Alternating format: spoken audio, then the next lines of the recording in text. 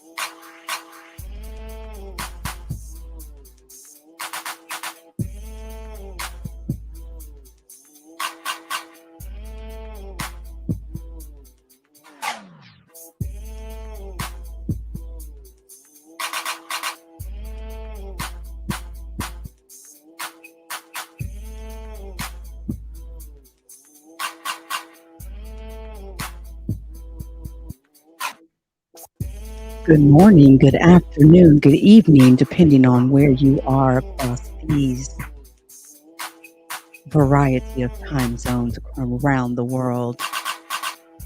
Y'all come on in. I got something real, well, you know I was going to come through for this one. It's kind of funny.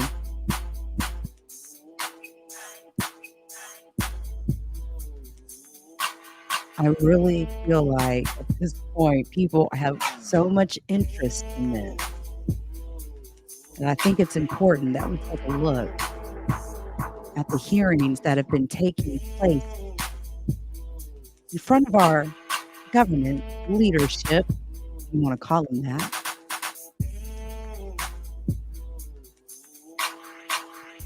There, for those of you coming in, I see you in the chat. Shout out to all of you Twitchers. We're back up on Twitch. Yes, we are. Shout out to you. I see y'all piling in. What's up with it? Facebook. Y'all. How's it going, YouTubers and Twitterers?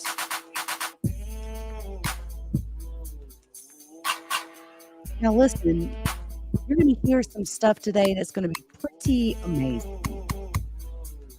But I challenge you to allow yourself to open your mind. It's okay. It's okay to open your mind. Now, what if I told you that we, the United States of America, is in possession of alien craft of non-human origin? And bodies, too. You ever heard the term transhumanism? Better start paying attention.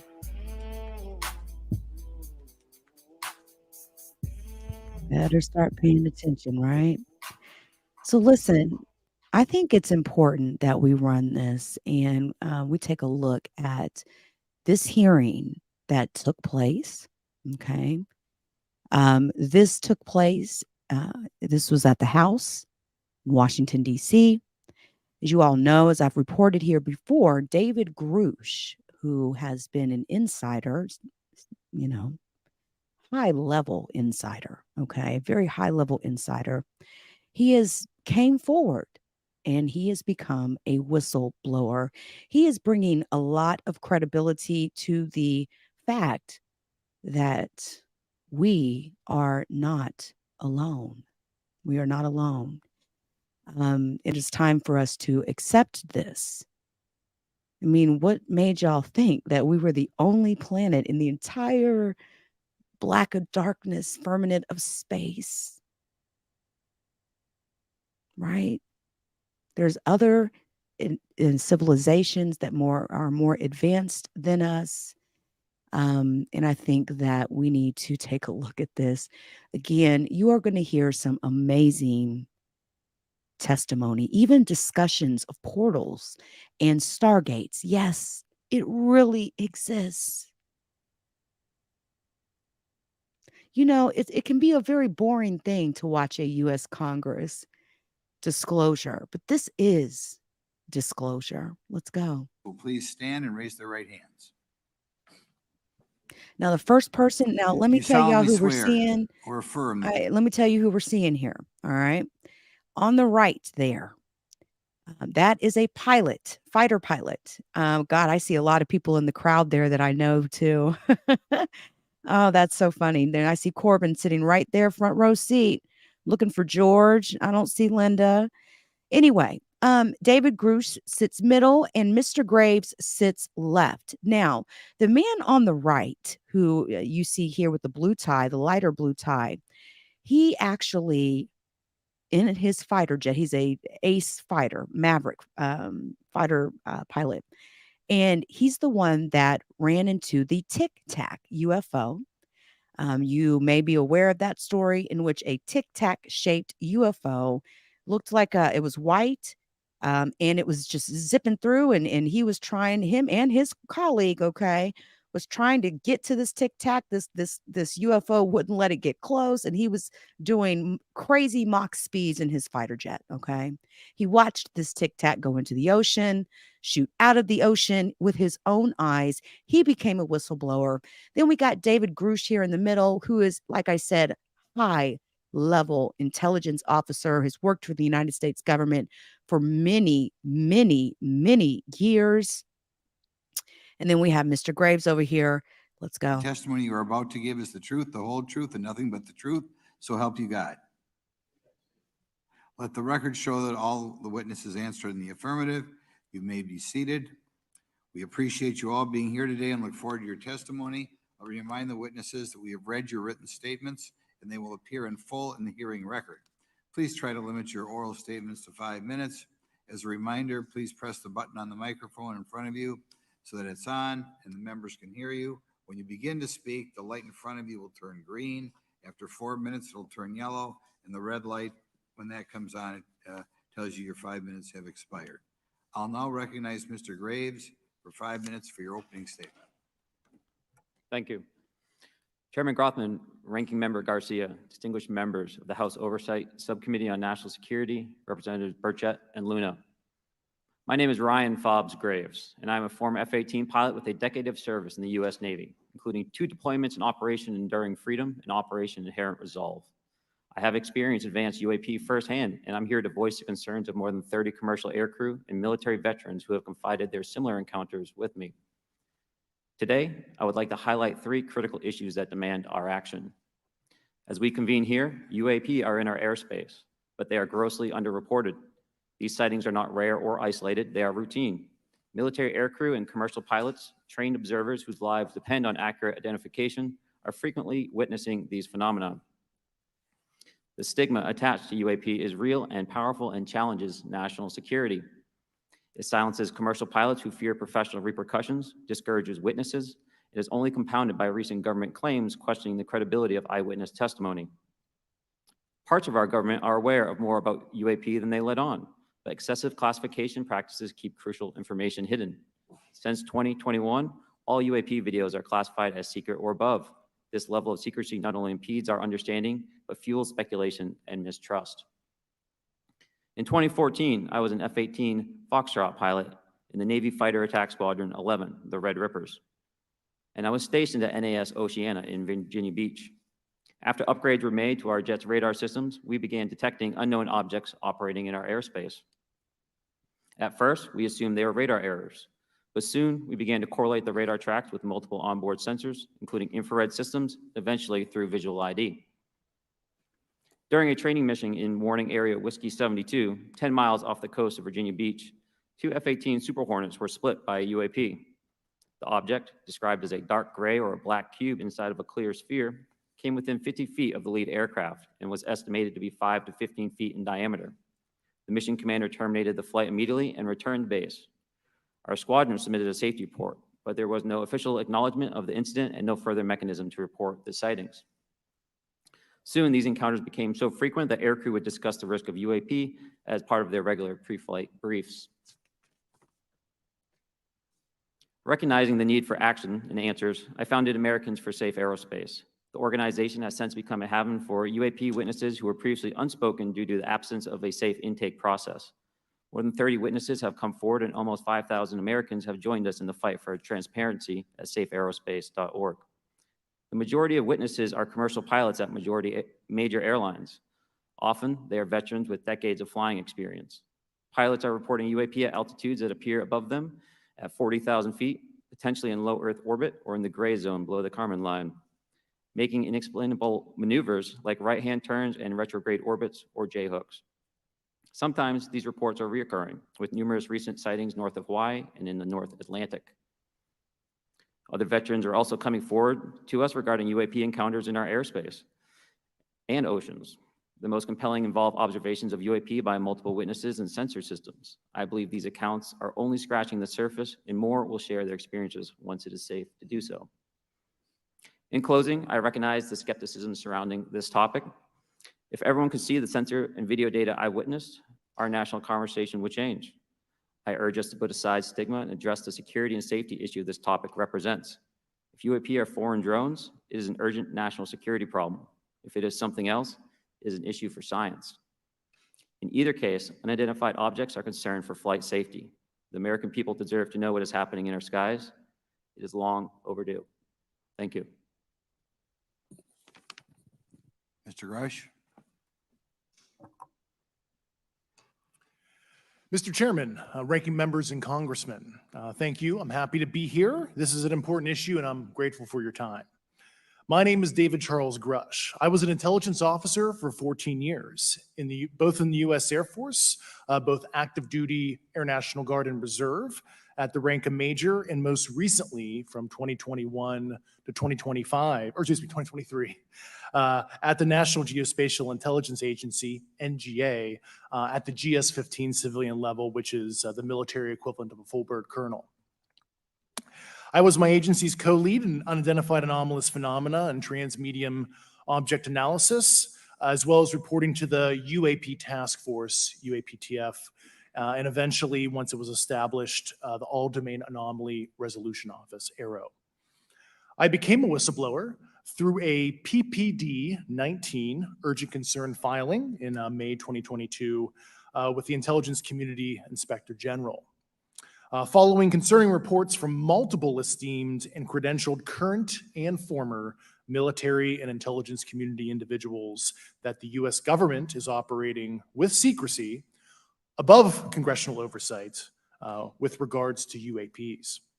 My testimony is based on information I've been given by individuals with a long-standing track record of legitimacy and service to this country, many of whom also have shared compelling evidence in the form of photography, official documentation, and classified oral testimony to myself and my various colleagues.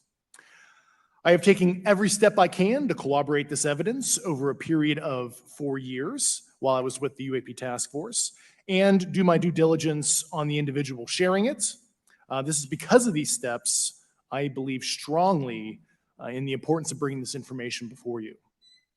I am driven by a commitment of both to truth and transparency, rooted in our inherent duty to uphold the United States Constitution and protect the American people. I'm asking Congress to hold our government to this standard and thoroughly investigate these claims.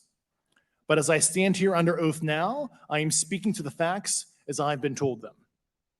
In the U.S. Air Force, in my National Reconnaissance Office, NRO, reservist capacity, I was a member of the UAP Task Force from 2019 to 2021. I served at the NRO Operations Center on the Director's Briefing staff, which included the coordination of the Presidential Daily Brief and supporting variety of contingency operations, which I was the Reserve Intelligence Division Chief backup. In 2019, the UAP Task Force Director asked me to identify all special access programs and controlled access programs, also known as SAPs and CAPs, we needed to satisfy our congressionally mandated mission, and we were direct report at the time to the DepSecDef. At the time, due to my extensive executive level intelligence support duties, I was cleared to literally all relevant compartments and in a position of extreme trust, both in my military and civilian capacities.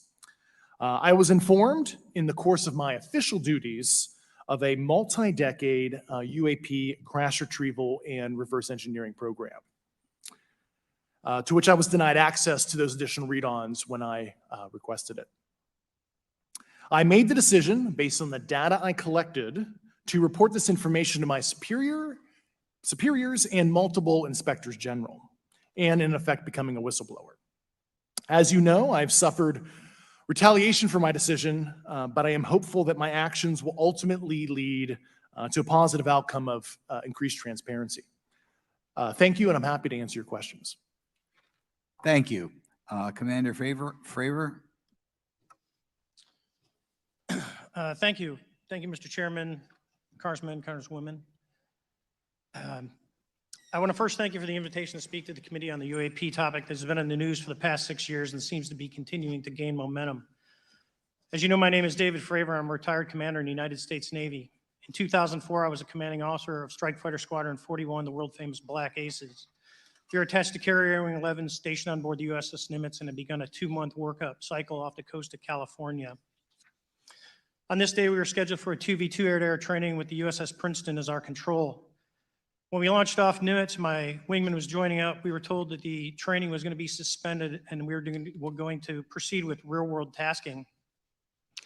As we proceeded to the west, the air controller was counting down the range to an object that we were going to, and we were unaware of what we were going to see when we arrived. The controller had told us that these objects had been observed for over 2 weeks, coming down from over 80,000 feet, rapidly descending to 20,000 feet, hanging out for hours, and then going straight back up. For those who don't realize, above 80,000 feet is space. We arrived at the location at approximately 20,000 feet, and the controller called merge plot, which means that our radar blip was now in the same resolution cell as the contact. As we looked around, we noticed that we saw some whitewater off our right side. It's important to note that the weather on this day was as close to perfect as you could ask for off the coast of San Diego. Clear skies, light winds, calm seas, no whitecaps from waves. So the whitewater stood out in a large blue ocean. All 4 of us, because we were in F-18Fs, so we had pilots and Wizzo in the back seat, looked down a small, saw a white tic-tac object with a longitudinal axis pointing north-south and moving very abruptly over the water like a ping pong ball. There were no rotors, no rotor wash, or any sign of visible control surfaces like wings. As we started clockwise towards the object, my Wizzo and I decided to go down and take a closer look with the other aircraft staying in high cover to observe both us and the tic-tac. We proceeded around the circle about 90 degrees from the start of our descent, and the object suddenly shifted its longitudinal axis, aligned it with my aircraft, and began to climb. We continued down another 270 degrees, nose low, where the tic-tac, or we considered 270 degrees to where, and we went nose low to where the tic-tac would have been. Our altitude at this point was about 15,000 feet, and the tic-tac was about 12,000.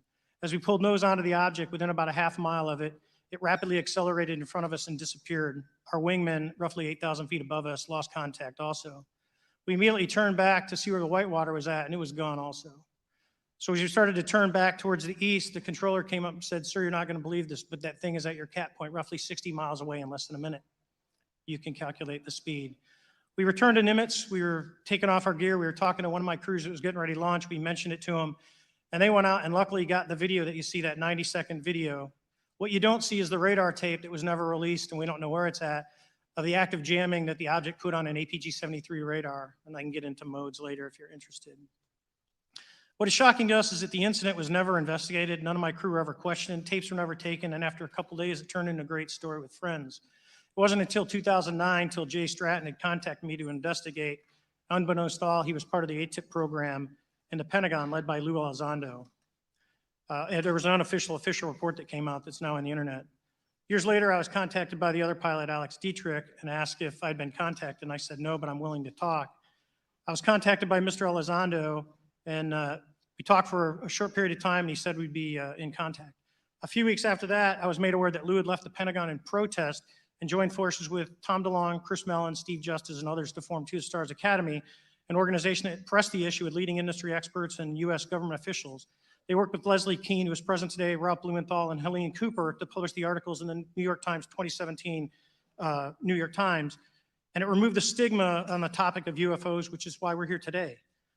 Those articles open the door for the government and public that cannot be closed. It has led to an interest from our elected officials who are not focused on little green men, but figuring out where these craft are, where they from, the technology they possess, how do they operate. It also led to the Whistleblower Protection Act and the NDAA. There are multiple witnesses coming forward to say that have firsthand knowledge, and Mr. Grusch just covered that. What concerns me is that there's no oversight from our elected officials on anything associated with our government processing or working on craft. Believe it, not from this world. This issue is not a full public disclosure that could undermine national security, but it is about ensuring that our system of checks and balances works across all work done in the government using taxpayer funds. Relative to government programs, even unacknowledged WAVE programs have some level of oversight by the appropriate committee members in the House and Senate. And this work that is said to be occurring from whistleblower testimonies should not be exempt. In closing, I would like to say that the Tic Tac object we engaged in 2004 was far superior to anything that we had on time, have today, or are looking to develop in the next 10 years. If we in fact have programs that possess this technology, it needs to have oversight from those people that the citizens of this great country elected in office to represent what is best for the United States and best for the citizens. I thank you for your time. Thank you very much. Thank you very much. I know it's very difficult for all of you, all you've done in the past to try to illuminate this issue.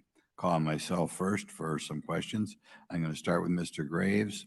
Are pilots that you interact with as part of your organization, do you feel adequately trained and briefed on how to handle encounters with UAPs? No. Right now, military witnesses to UAP have limited options for reporting UAP. But more concerning is that commercial aviation sector has not adapted to the lessons that the military has implemented. The military and Department of Defense has stated that UAP represent a critical aviation safety risk. We have not seen that same language being used in the commercial markets. They are not acknowledging this risk. Okay, what steps do you think you have to be taken to improve a pilot's UAP reporting, be it military or commercial? Right now, we need a system where pilots can report without fear of losing their jobs. There is a fear that the stigma associated with this topic is going to lead to professional repercussions, either through management or perhaps through their yearly physical check. So having a secure system, reducing the stigma, and making this information available through the public is going to reduce the concerns that aircrew have. Could you just give me a little idea of the degree to which reports in the past are not made public right now? Well, I don't think there has been a proper reporting system to gather those reports and thus not report them. So to answer your question, I think there is a dearth of data due to the fact that the reporting has been limited up to this time. Could you tell me why you believe it's, kind of to play the devil's advocate, a reason why some of this stuff should not be available to the public?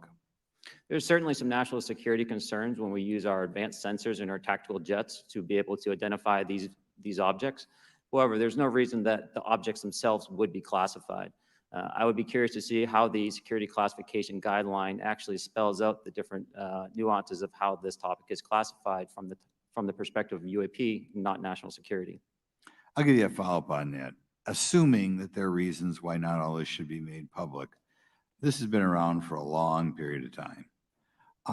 Can any of the three of you think of any reason why anything related to UAPs, say 15 years and back, should not be immediately made public?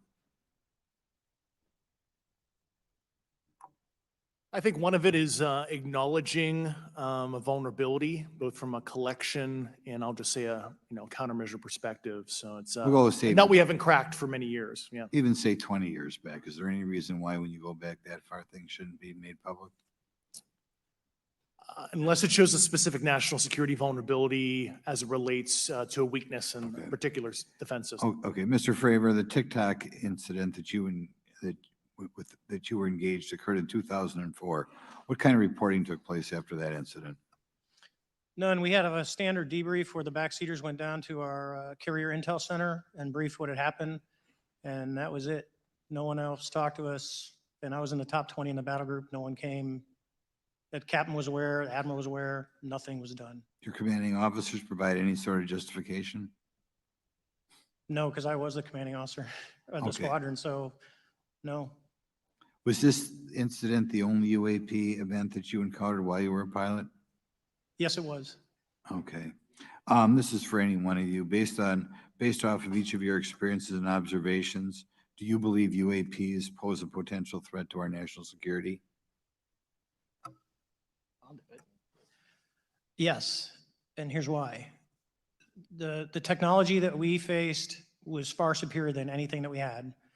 And you could put that anywhere. If you had one, you captured one, you reverse engineered it, you got it to work, you're talking something that can go into space, go someplace, drop down in a matter of seconds, do whatever it wants and leave. And there's nothing we can do about it. Nothing.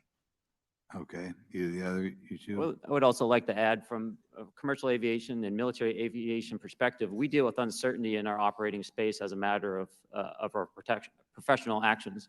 Identifying friend from foe is very important to us. And so when we have unidentified targets and we continue to ignore those due to a stigma or a fear of what it could be, that's an opening that our adversaries can take advantage of. What steps should be taken to better understand and respond to UAP encounters in the interest of national security? There needs to be a location where this information is centralized for processing, and there needs to be a two-way communication loop so the operators on the front end have a feedback and can get best practices on how to process information, what to do, and to ensure that their reporting is being listened to. Right now, there is not a lot of back and forth. Mr. Grusch, in your complaint to the Intelligence Community Inspector General, you claim that you believe information is being hidden. What kind of information do you think was hidden, and do you think it should remain hidden? Yes, I can speak to that very briefly in unclassified manner. As you know, the preponderance of my complaint was classified to the intelligence communities.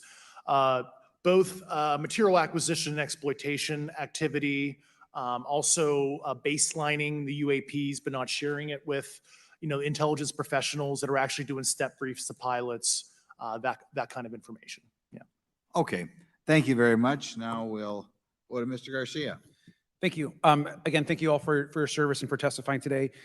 Want to just talk about UAPs as it relates to what we're seeing in pilots' interaction with UAPs.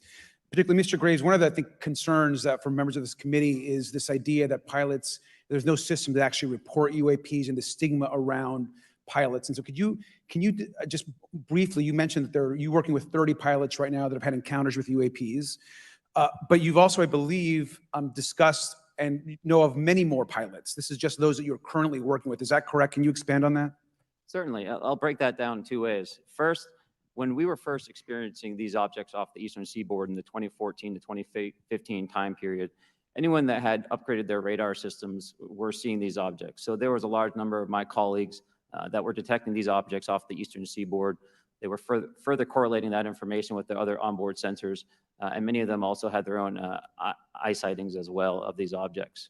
Now, that was our personal firsthand experience at the time. Since then, as I've engaged this topic, others have reached out to me to share their experiences, both on the military side as well as the commercial aviation side. On the military aviation side, veterans that have recently got out have shared their stories and have expressed how the objects we were seeing in 2014, 2015 continued all the way to 2019, 2020, and beyond. And so it became a generational issue for naval aviators on the eastern seaboard. This was something we were briefing to new students. This is something that was included in the notice to airmen to ensure that there was no accidents. And now with commercial aviators, they are reaching out because they're having somewhat similar experiences as our military brothers and sisters, but they do not have any reporting system that they can send this to. And let me just add, both to Mr. Fravor as well as Mr. Graves, not having this system for reporting, would you both agree that is harmful to not just our national security interests, but to understand this phenomenon of what's happening with UAPs?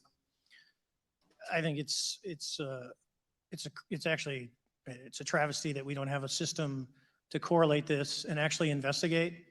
So if you took the East Coast, there's coastal radars out there that monitor our air defense identification zone, so out to 200 miles. They can track these, so when you see them, they could actually go and pull that data and get maneuvering. And instead of just having the airplanes, there's other data sources out there.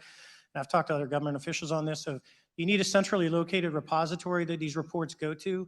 So if you just stuck it in DOD, you wouldn't get anything out of the Intelligence Committee because they have a tendency to not to talk. But if you had a central location where these reports would come in, not just military, but also commercial aviation, because there's a lot of that going on, especially if you talk to anyone that flies from here to Hawaii, over the Pacific, they see odd lights. So I think you need to develop something that allows you a central point to collect the data in order to investigate. Mr. Graves? I would concur with everything Mr. Fravor said. I'll continue to say that the commercial pilots that have reached out to me through Americans for Safe Aerospace are doing so because they don't feel there's another way for them to report this safety issue. And I think one of the clear outcomes of this hearing already is that there has to be a safe and transparent reporting process for pilots, both on the commercial side and the military side, to be able to report UAPs in a way that's also transparent, but also understands the scope of our national security interests and what may be classified or not. But I think there has to be some sort of system, and so that's something that I hope can be an outcome that this committee can work on.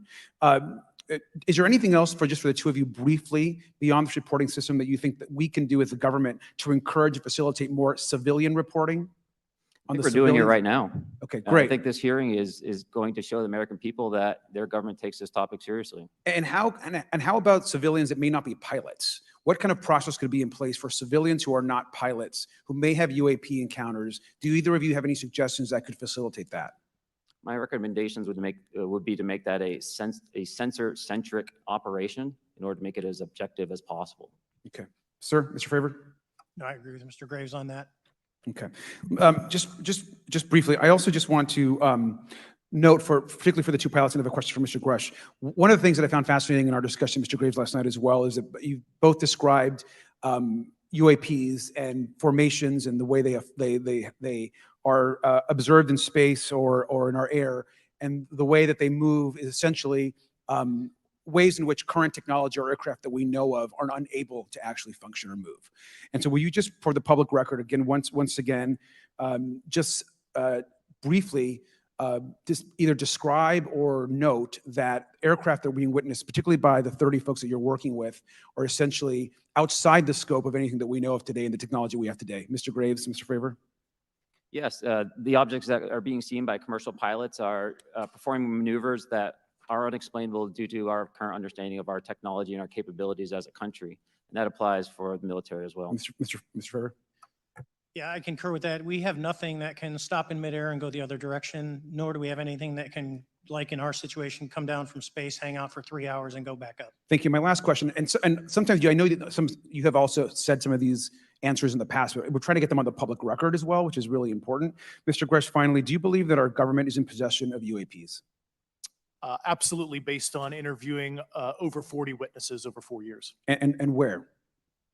I know the exact locations, and those locations were provided to the Inspector General and some of which to the intelligence committees. I actually had the people with the firsthand knowledge provide a protected disclosure to the Inspector General. Thank you. And Mr. Chairman, I would just say that I think that these questions are important questions, and I look forward to being involved in the process to get those answered. I know there'll be a lot of questions from other committee members, so I yield back. Thank you. We'll go to Mr. Burchett himself.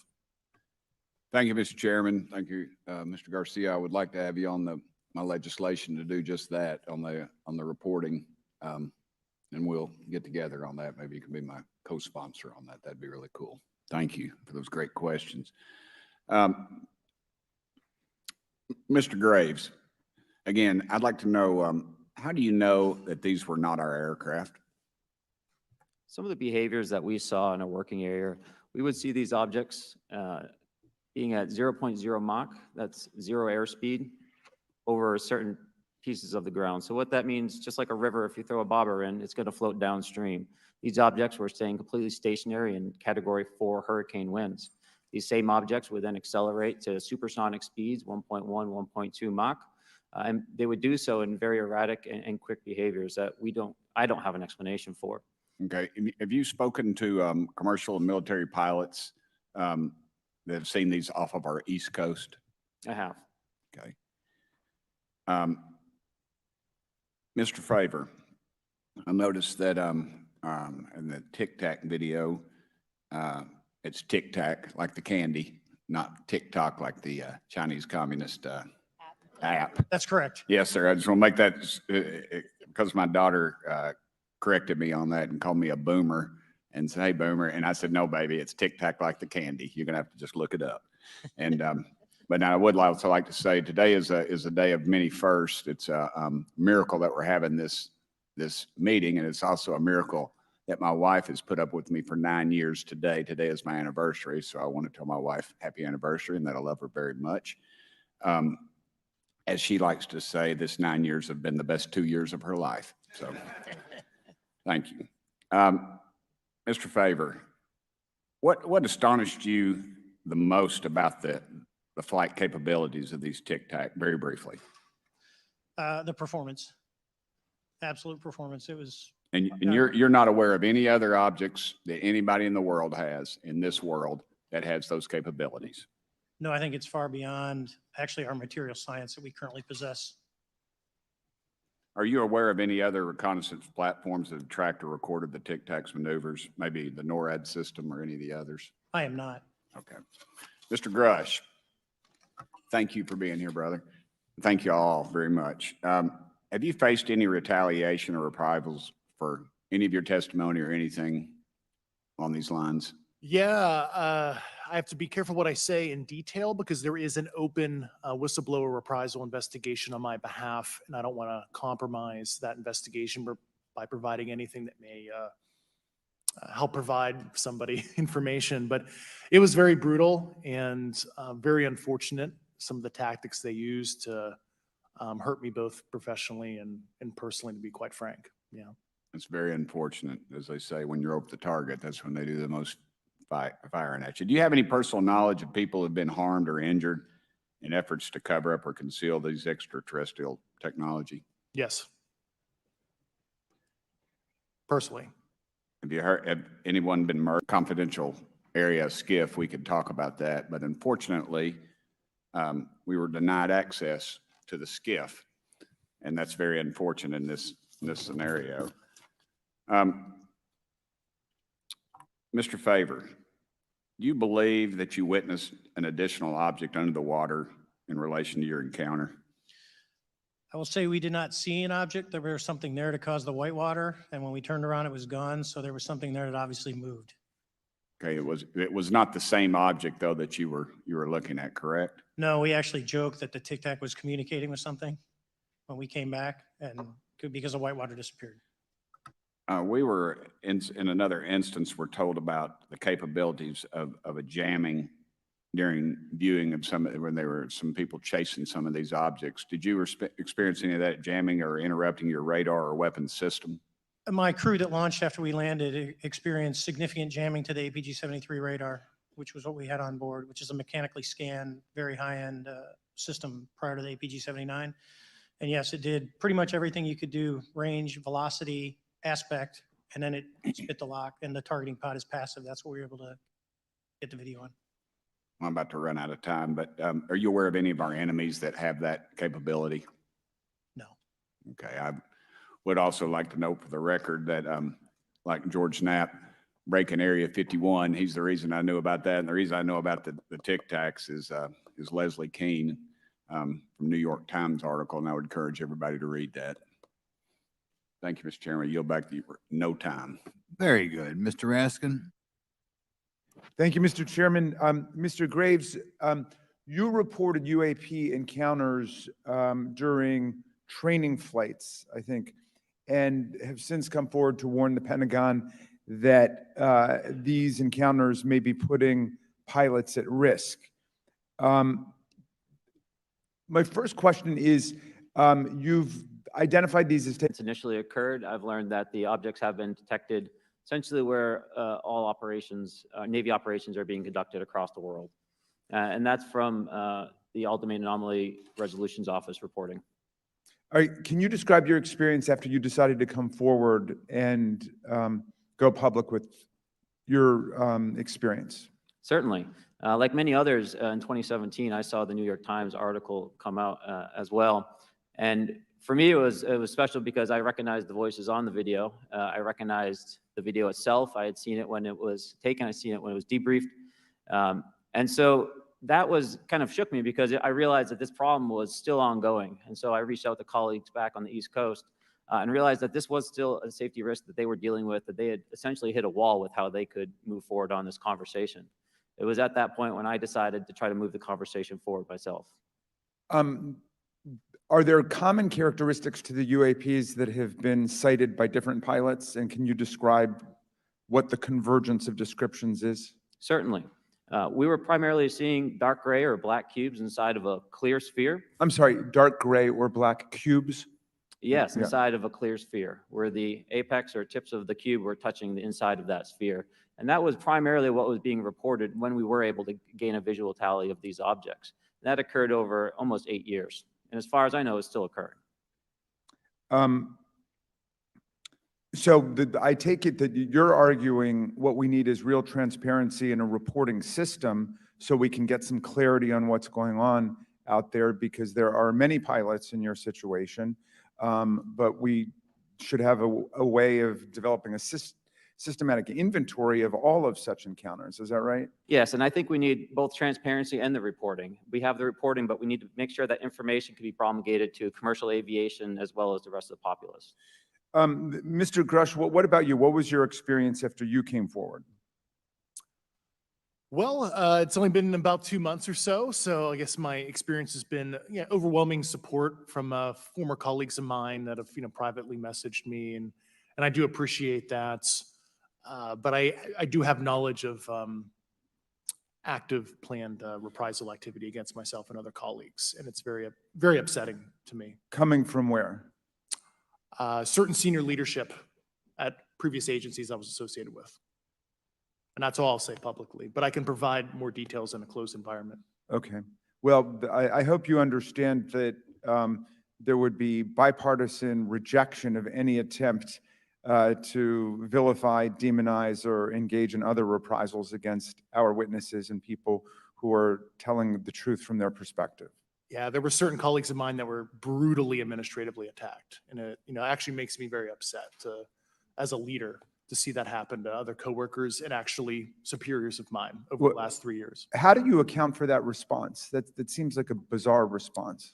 I call it administrative terrorism. That's their quiver, their tool in the toolbox to silence people, especially the career government service cares about their career, cares about their clearance, their reputation to climb the ladder. And when you threaten that career path, a lot of people back off. But I'm here to represent those people. So, Mr. Fravor, what about you?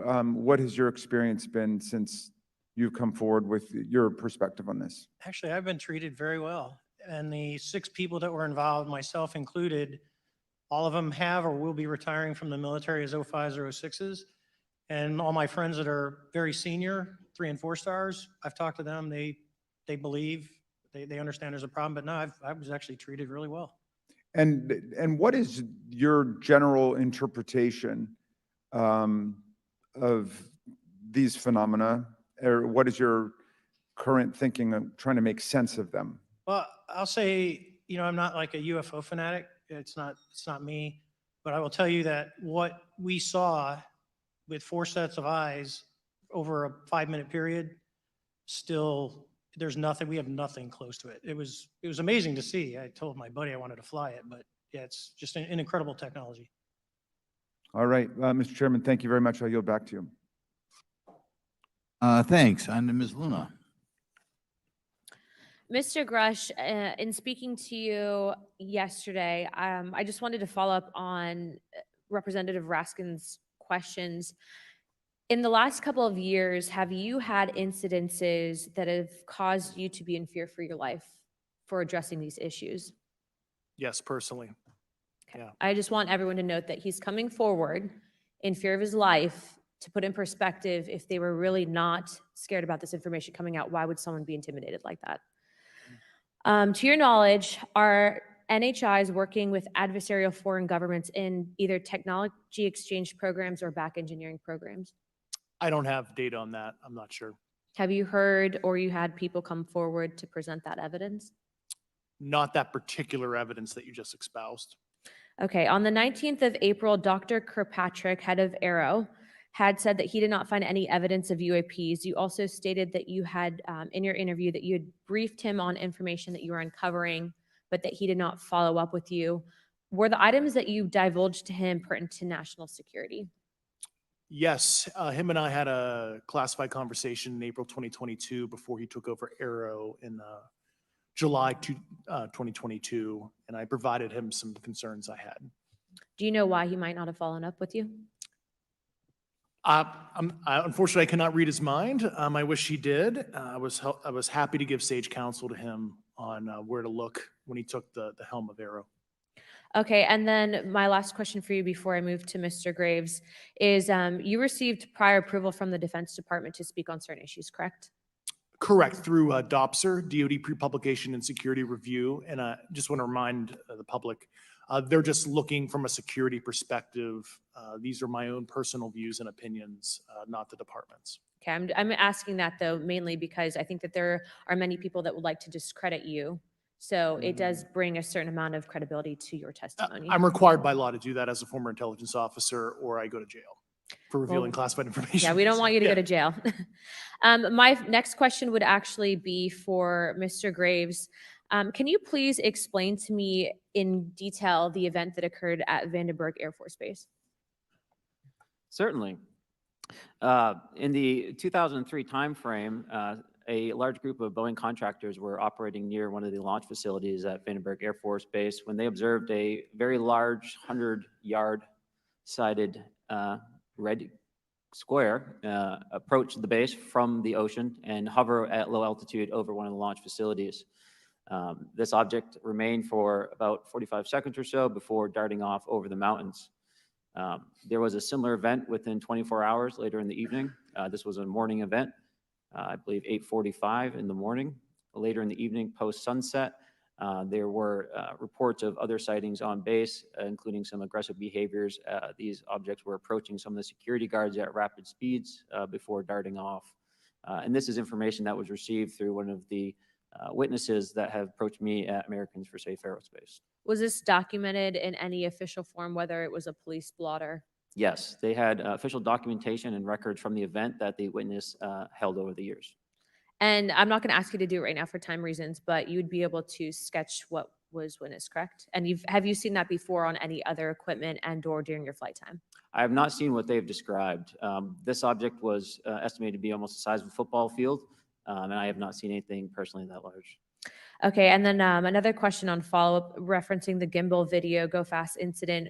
Can you just clarify, because to our understanding, the footage was actually cut off at a certain point, but what happens at the end of that video, just for those Americans specifically there that are wanting to know about the rest of that footage? Certainly. There was some uncertainty or instability with the object. It seemed to rock a bit, and that's the last I had seen of the video. Much of the data that I would recommend be analyzed would consist of radar data that would provide precise kinematics on the object, as well as the fleet of objects that were operating nearby. Okay, and follow-up, in regards to the reporting procedures that Mr. Garcia had addressed on, as well as Representative Burchett, with the FAA, to your understanding, pilots that are seeing this, commercial airline pilots, are they receiving cease and desist letters from corporations for coming forward with information in regards to safety for potential airline passengers? I have been made privy to conversations with commercial aviators who have received cease and desist orders. So the American public should know that corporations are putting their own reputations on the basic, not the line, but ahead of the safety of the American people. And I think, would you agree with that statement? It appears so. Okay. And I guess this would be my last, oh, I'm out of time. I yield. I'll be back. Good. Mr. Moskowitz. Thank you, Mr. Chairman. Gentlemen, let's talk about the laws of physics for a second. Mr. Graves and Commander Favor, I heard you talk about speed. When those objects broke the sound barrier, did they make a sonic boom? I was in a jet. You can't hear anything. It's kind of loud in there. Yeah, you're not able to actually personally tell within the vehicle. I will say the objects that we were seeing, they were spherical, and they were observed up to Mach 2, which is a very non-aerodynamic shape. What about G-forces? Let's talk about G-forces of those vehicles. Could a human survive those G-forces with known technology today? No. No, not for the acceleration rates that we observed. Okay. What about what they look like? How close did you get? Did you see a seam or a rivet or a section? And what I mean is, obviously, the jets you're flying have all those things. Did these objects have those? Do you want to go ahead? I didn't have the detail to be able to tell that. So we got within a half mile at Tic Tac, which people say that's pretty far, but in airplanes, that's actually relatively close. No, it was perfectly white, smooth, no windows. Although when we did take the original FLIR video that is out there, When you put it on a big screen, it actually had two little objects that came out of the bottom of it. But other than that, no windows, no seams, no nothing. Mr. Grusch, as a result of your previous government work, have you met with people with direct knowledge or have direct knowledge yourself of non-human origin craft? Yes, I personally interviewed those individuals. Mr. Grusch, as a result of your previous government work, have you met with people with direct knowledge or have direct knowledge yourself about ATs, advanced technologies that the U.S. government has? Based on conventional advanced tech, I was briefed to the preponderance of the Defense Department's both space and aerospace compartmented programs, yeah. Do you have knowledge or do you have reason to believe that there are programs in the advanced tech space that are unsanctioned? Yes, I do. Okay. Yeah. And when you say that they're above congressional oversight, what do you mean? Complicated question. So there's, some, I would call it abuse here. So congressional oversight of conventional special access programs. So I'll use Title 10, so DOD as an example, right? So 10 U.S. Code Section 119 discusses congressional oversight of SAPs, discusses the DepSecDef's ability to waive congressional reporting. However, the Gang of Eight is at least supposed to be notified if a waived or waive bigoted unacknowledged SAP is created, and that's public law. Well, so that how does, I mean, I don't want to cut you off, but Yeah. how does a program like that get funded? I will give you generalities. I can get very specific in a closed session, but misappropriation of funds and Does that mean self-fund. that there is money in the budget that is said to go to a program, but it doesn't, and it goes to something else? Yes, I have specific knowledge of that. Yep. Do you think U.S. corporations are overcharging for certain tech they're selling to the U.S. government, and that additional money is going to programs? Correct, through something called IRAD. Okay. Satellite imagery. Let's talk about satellite imagery. We have satellites all over the place, some that we're aware of and many that we're not aware of, right? We're taking pictures of everything at every point and second. Mr. Grusch, are you aware, do you have direct knowledge, or have you talked to people with direct knowledge that there are satellite imagery of these events? That was one of my primary tasks at NGA, since we process, exploit, and disseminate that kind of information. I've seen multiple cases, some of which, to my understanding, and of course, I left NGA in April, so that's my information cutoff date. But I personally reviewed both what we call overhead collection and from other strategic and tactical platforms that I could not even explain prosaically. And I have a degree in physics, by the way, as well. And I am aware that you guys have not seen these reports, unfortunately. And I don't know why. Do you have direct knowledge, or you had spoken to people with direct knowledge that this imagery applies to crash sites, crash imagery? I can't discuss that in an open session. Okay. Do you have any information that the U.S. government is involved in a disinformation campaign to deny the existence of certain UAPs? I can't go beyond what I've already stated publicly in my News Nation interview because it touches other sensitivities. Okay. I'll yield the balance of my time back. Thank you, Mr. Chairman.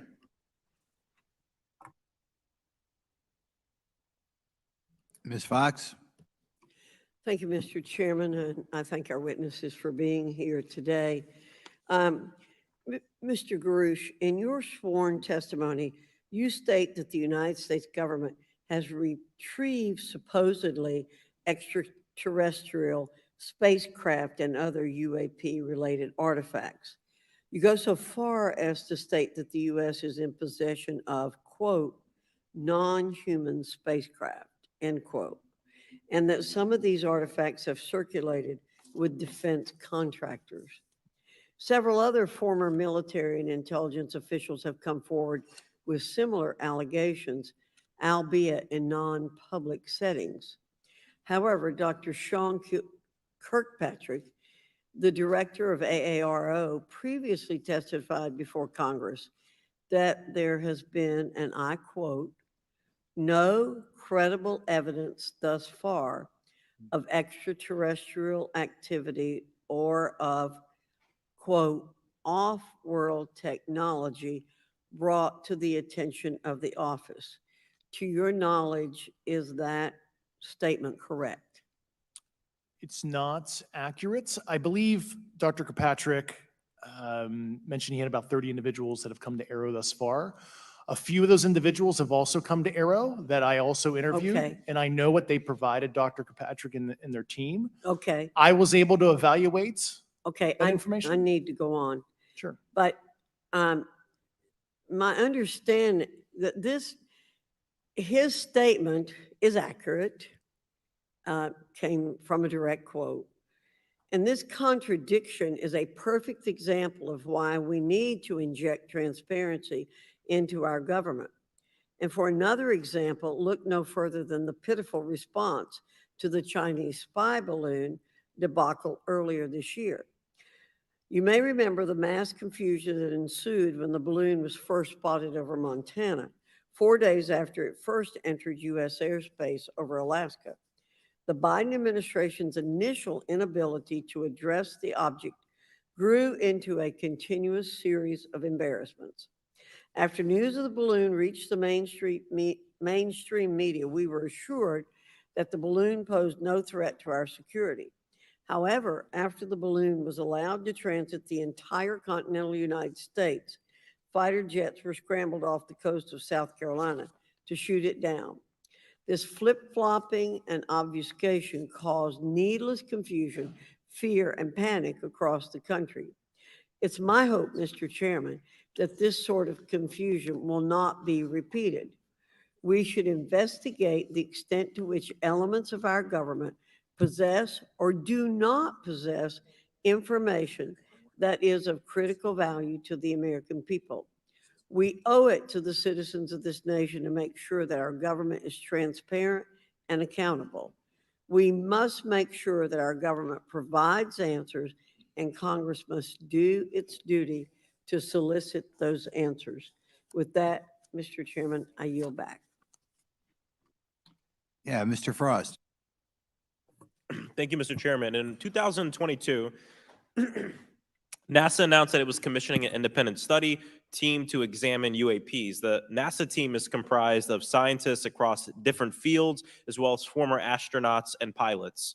In May, the independent study team held its first public meeting, which included the perspectives from NASA senior leaders, as well as perspectives from the Department of Defense and intelligence agencies. The NASA study team is also expected to release its first report pretty soon, and I think it's safe to say that we all eagerly await its results.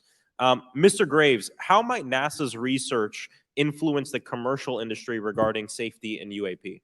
I think NASA has a big role to play as far as commercial aviation safety, and it's one of their original charges as an organization. One of the recommendations that have been put forward is to utilize their existing aviation safety reporting system to serve as a short-term fill and trusted platform for pilots that want to report on UAP. It also has built-in analytics capability and is funded by Congress. Gotcha. And also, Mr. Graves, are there any other industries that may be influenced by the NASA research on UAPs? And if so, how so?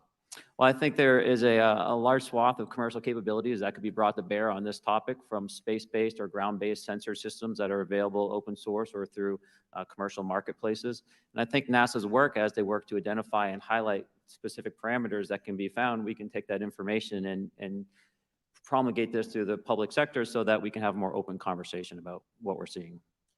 You know, in 2020, the Department of Defense released several videos of UAPs, including Mr. Freyr's experience, U.S. Navy pilots that recorded footage. In 2021, the Office of the Director of National Intelligence released a preliminary report on UAP events. NASA Administrator Bill Nelson stated that NASA would begin to investigate these events. In fact, I sit on Science, Space, and Technology Committee, and when we were doing a hearing with the NASA Administrator Bill Nelson, I asked, why NASA needed to be fully funded.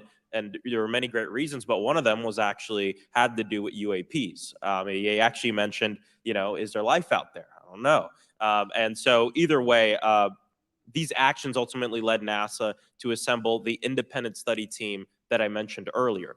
Also in 2021, Harvard University stood up the Galileo project to research and examine the origins of UAP. So it seems like both, from NASA and in the higher education community, because of the work that y'all have done and people standing up, I think we're seeing some of that stigma slowly going away. Mr. Freyer, do you believe that military pilots feeling empowered to share their UAP experiences has directly impacted the scientific community's research goals on this topic? I would say yes. I would say that, starting in 2017, when it actually came out, it took that stigma away. I mean, I've talked to multiple senators who said prior to that, if you'd have mentioned UAP, you'd have been laughed off the hill. And now we're sitting here today for a public testimony on what's actually going on.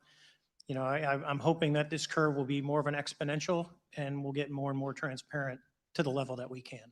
Yeah, yeah, and yeah, I mean, it's important. I couldn't imagine, I'm not a pilot, but I used to fly gliders in Civil Air Patrol. Huh? Yeah, yeah. Pilot? And so either way, I mean, I couldn't imagine, being in the glider and seeing something, and then not feeling like I had the agency to talk about it. Mr. Graves, can you discuss the importance of seeking scientists to sit on your advisory board? Absolutely. I think ultimately this is going to be a scientific problem. And not only that, it's also an engineering problem. I've been working with the American Institute of Aeronautics and Astronautics to help them stand up a UAP integration committee to help integrate their engineering prowess into this problem. And so, yes, very much, I think this is an engineering and scientific problem as much as a national security problem. And how might Congress help to facilitate partnerships between the scientific community and the UAP focus groups within government? Well, I think one of the things they can do is to have these types of hearings to communicate to the public that this is a topic of interest. I think that there is a pseudo market, if you will, of interested capabilities and talent that want to approach this topic. And we're seeing that start to grow now. So I think continued conversation, reduction of stigma is going to allow that to flourish and allow answers to help generate themselves. 100%. Well, thank you all for being here and thank you for your work. I think it's important that we keep our top scientific minds focused on this issue and look for ways to increase collaboration. Thank you so much. I yield back.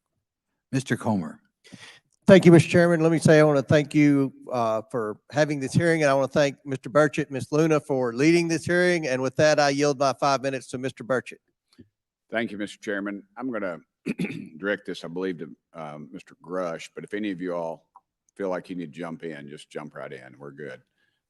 Has the U.S. government become aware of actual evidence of extraterrestrial, otherwise unexplained forms of intelligence? And if so, when do you think this first occurred? I like to use the term non-human. I don't like to denote origin. Keeps the aperture open, both scientifically. Right. Certainly, like I've discussed publicly previously, 1930s. Okay. Can you give me the names and titles of the people with direct firsthand knowledge and access to some of this crash retrieval, some of these crash retrieval programs, and maybe which facilities, military bases that the recovered material would be in? And I know a lot of Congress talked about we're going to go to Area 51 and, and there's nothing there anymore anyway. It's just, and we move like a glacier. And as soon as we announce it, I'm sure the moving vans would pull up, but please. I can't discuss that publicly, but I did provide that information both to the Intel committees and the Inspector General. And we could get that in the SCIF if we were allowed to get in a SCIF with you. Would that be probably what you would think? Sure, if you had the appropriate accesses, yeah. What special access programs cover this information, and how is it possible that they have evaded oversight for so long? I do know the names. Once again, I can't discuss that publicly and how they've evaded oversight. In a closed setting, I can tell you the specific tradecraft used. All right. When do you think those programs began, and who authorized them? I do know a lot of that information, but that's something I can't discuss publicly because of sensitivities. All right. If any of y'all want to jump in on any of this, you're more than welcome to. What level of security clearance is required to fully access these programs? Well, anybody who has... and I say that because myself, Representative Gates and Representative Luna were basically turned away at one point at Eglin. So please go right ahead. Certainly difference between member access and say somebody like me, but anybody who has a TSSCI clearance and meets the eligibility criteria, the access adjudicative authority should be able to grant you access. Mr. Burchett, if you'll yield. So just to put a fine point on that, there's nothing that you're aware of that's above special access program classification. It's a misnomer that there's anything actually above top secret. Executive Order 13526 delineates the classification levels. Right. But I draw a point on that because we can have access to those programs And so the notion that we're not being given that access sort of defies our typical muscle memory here in Congress. Thank you, Mr. Burchett. I'll yield back to you. Thank you, Mr. Gates. Along those lines, Title 10, you may not know this or not, but Title 10 and Title 50 authorization, they seem to say they're inefficient. So who gets to decide this, in your opinion, in the past? It's a group of career senior executive officials, Okay, are they government officials? both Or- in and out, Do what? both in and out of government, and that's about as far I as I got can you. go there. All Yeah. right, well, that leads to my next question. Which private corporations are directly involved in this program? How much taxpayer money has been invested in these programs, to your knowledge? I mean, we know we audit the Pentagon every year, and I've been here 5 years and they failed the dadgum thing every year. They lose over $1 billion a year, we think, and I was told Department of Defense maybe 60% of their assets are unaccounted for, whatever the heck that means. In the public sector, you go to jail for that kind of crap. So tell me. Yeah, I know when I'm $1 off of my DTS travel voucher, I get hammered, but it seems like it doesn't work the other If way. you right? sell over Yeah. if you sell over $600 worth of stuff on eBay, now you get a call from the IRS. So please, what corporations? Yeah, I don't know these specific metrics towards the end of your question. The specific corporations I did provide to the committees in specific divisions, and I spent 11 and a half hours with both Intel committees. So. Okay, has there been an active U.S. government disinformation campaign to deny the existence of unidentified aerial phenomena? And if so, why? I can't go beyond what I've already espoused publicly about that.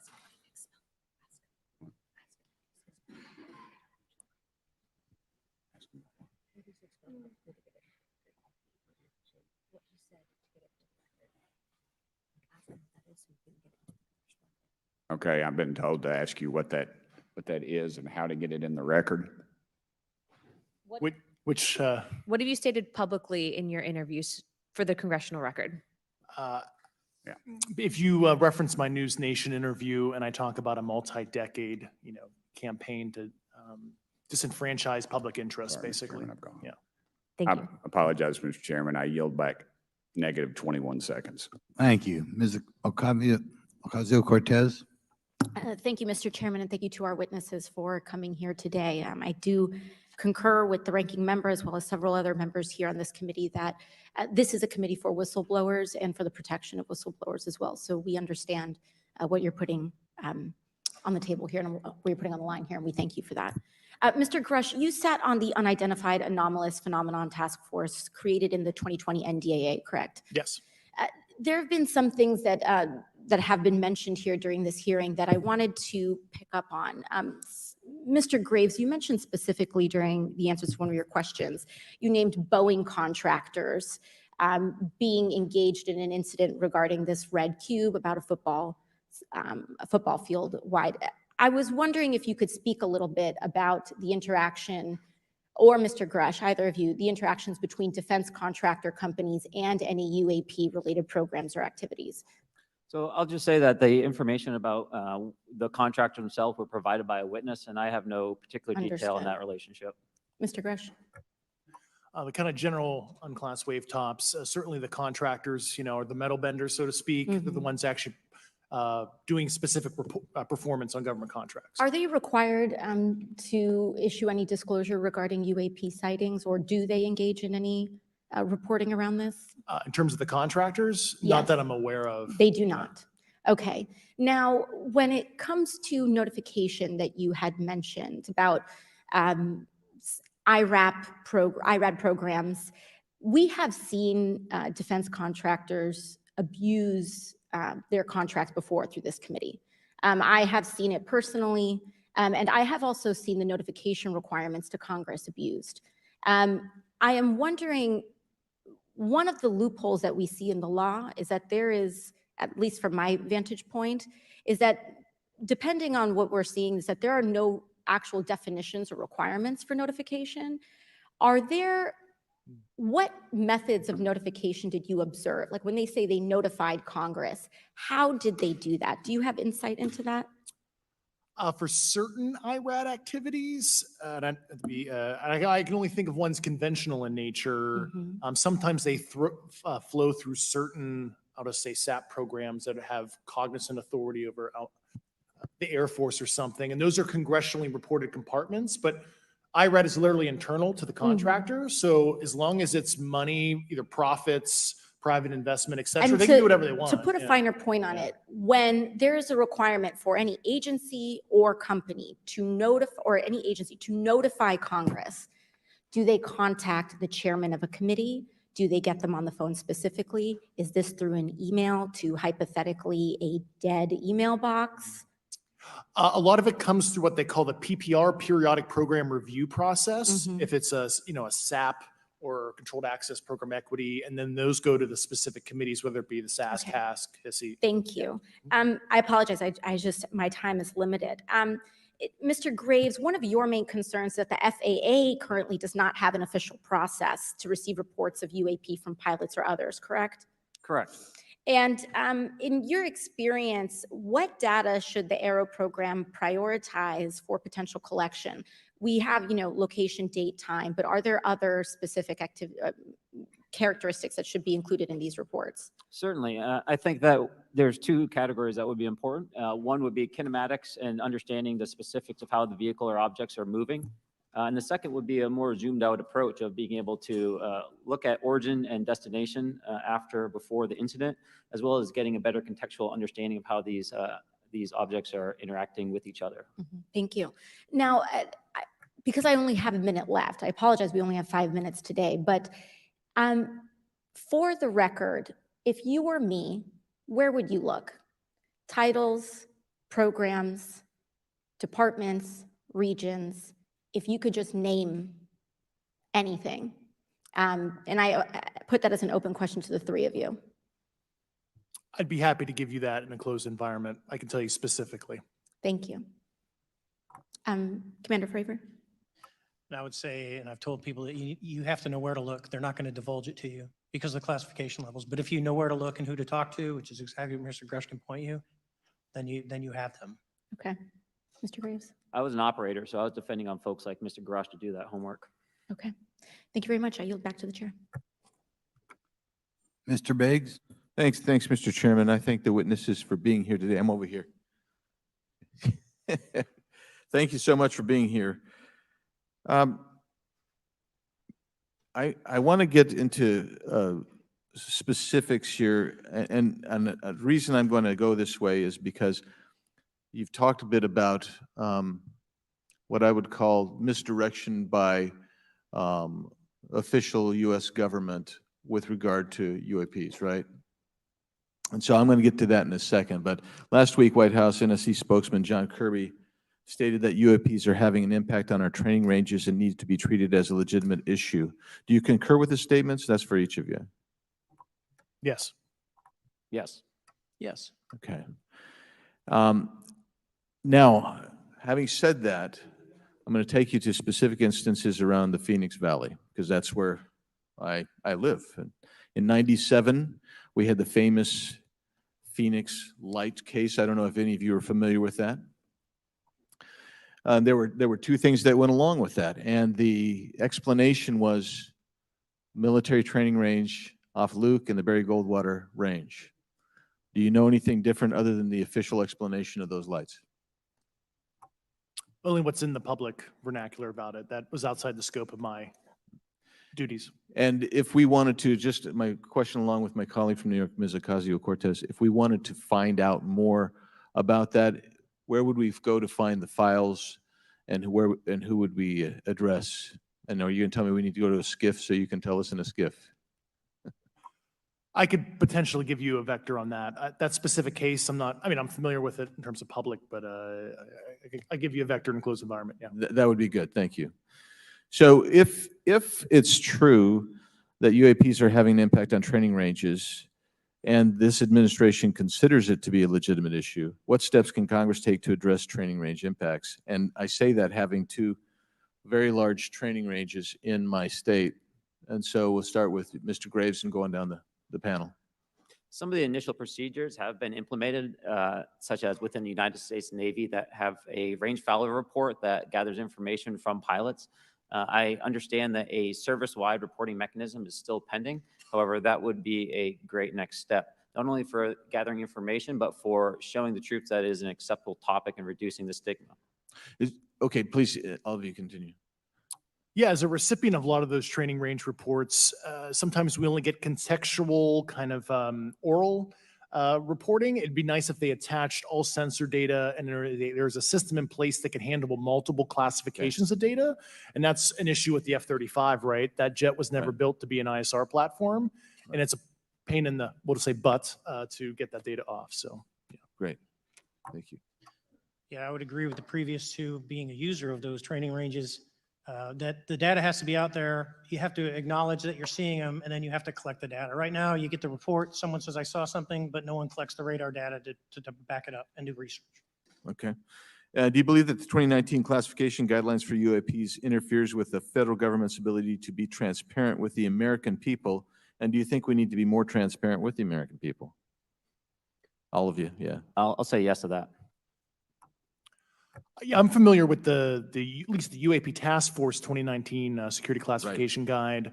I think it's fair. I did actually help author that with the. Uh-oh, director you at the got a time. bias that Yeah, way then. but I will say, I'll call it a lazy attitude about declassifying videos. I mean, I've seen some of the videos of the recent shoot down, and I saw no reason that couldn't have been released as long as they mask, some data. The American people deserve to see that imagery and full motion video.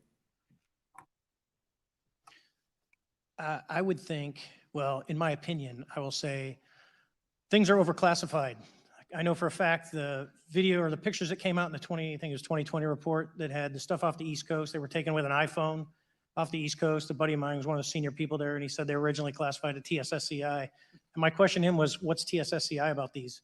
They're an iPhone literally off the vacapes. That's not TSSCI. So they're overclassified, and as soon as they do that, they go in a vault, and then you all have to look for them. Yeah, so with the overclassification, that may be one way. Are there other ways that the DoD or intelligence agencies are keeping this information from the American people or even from Congress? I think part of that has been not encouraging reporting. If the problem is not something that can be measured, it's not something that's going to be fixed. Okay, very good. Well, I'm out of time, and I thank you, Mr. Chairman, and I yield back. First of all, without objection, Representative Nick Langworthy of New York has waived on the subcommittee for purpose of questioning witnesses at today's subcommittee hearing. And then we go to Mr. Burleson. Thank you, Mr. Chairman. Appreciate you guys coming out today, testifying. Look, I've been here for 6 months, and I'm pretty skeptical. I don't trust anything in this town. And so I think that's because I'm from Missouri. You've got to show me, right? With that being said, there's been a lot of things that have been said in the public, Mr. Grusch, and so I want to get down to, if we can, some specifics, right? So at one point you had said that there has been harmful activity or aggressive activity. Has any of the activity been aggressive, been hostile in your reports?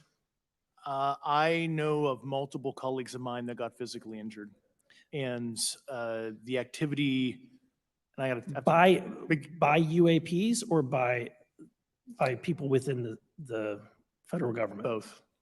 Okay, so there has been activity by alien or non-human technology and or beings that has caused harm to humans. I can't get into the specifics in an open environment, but at least the activity that I personally witnessed, and I have to be very careful here because they tell you never to acknowledge tradecraft, right? So what I personally witnessed myself and my wife was very disturbing. Okay. One of my constituents actually sent this next question, and I figured I'd ask it since I had the same thought. You've said that the U.S. has intact spacecraft. You said that the government has alien bodies or alien species. Have you seen the spacecraft? I have to be careful to describe what I've seen firsthand and not in this environment, but I could answer that question behind closed doors. Yeah. And have you seen any of the bodies? That's something I've not witnessed myself. Okay, and so with that being said, you know, and the other statement that has been made that was intriguing to me because, and it's intriguing because my view has been that we are billions of light years away from any other system. And the concept that an alien species that's technologically advanced enough to travel billions of light years gets here and somehow is incompetent enough to not survive Earth or crashes is something that I find a little bit far-fetched.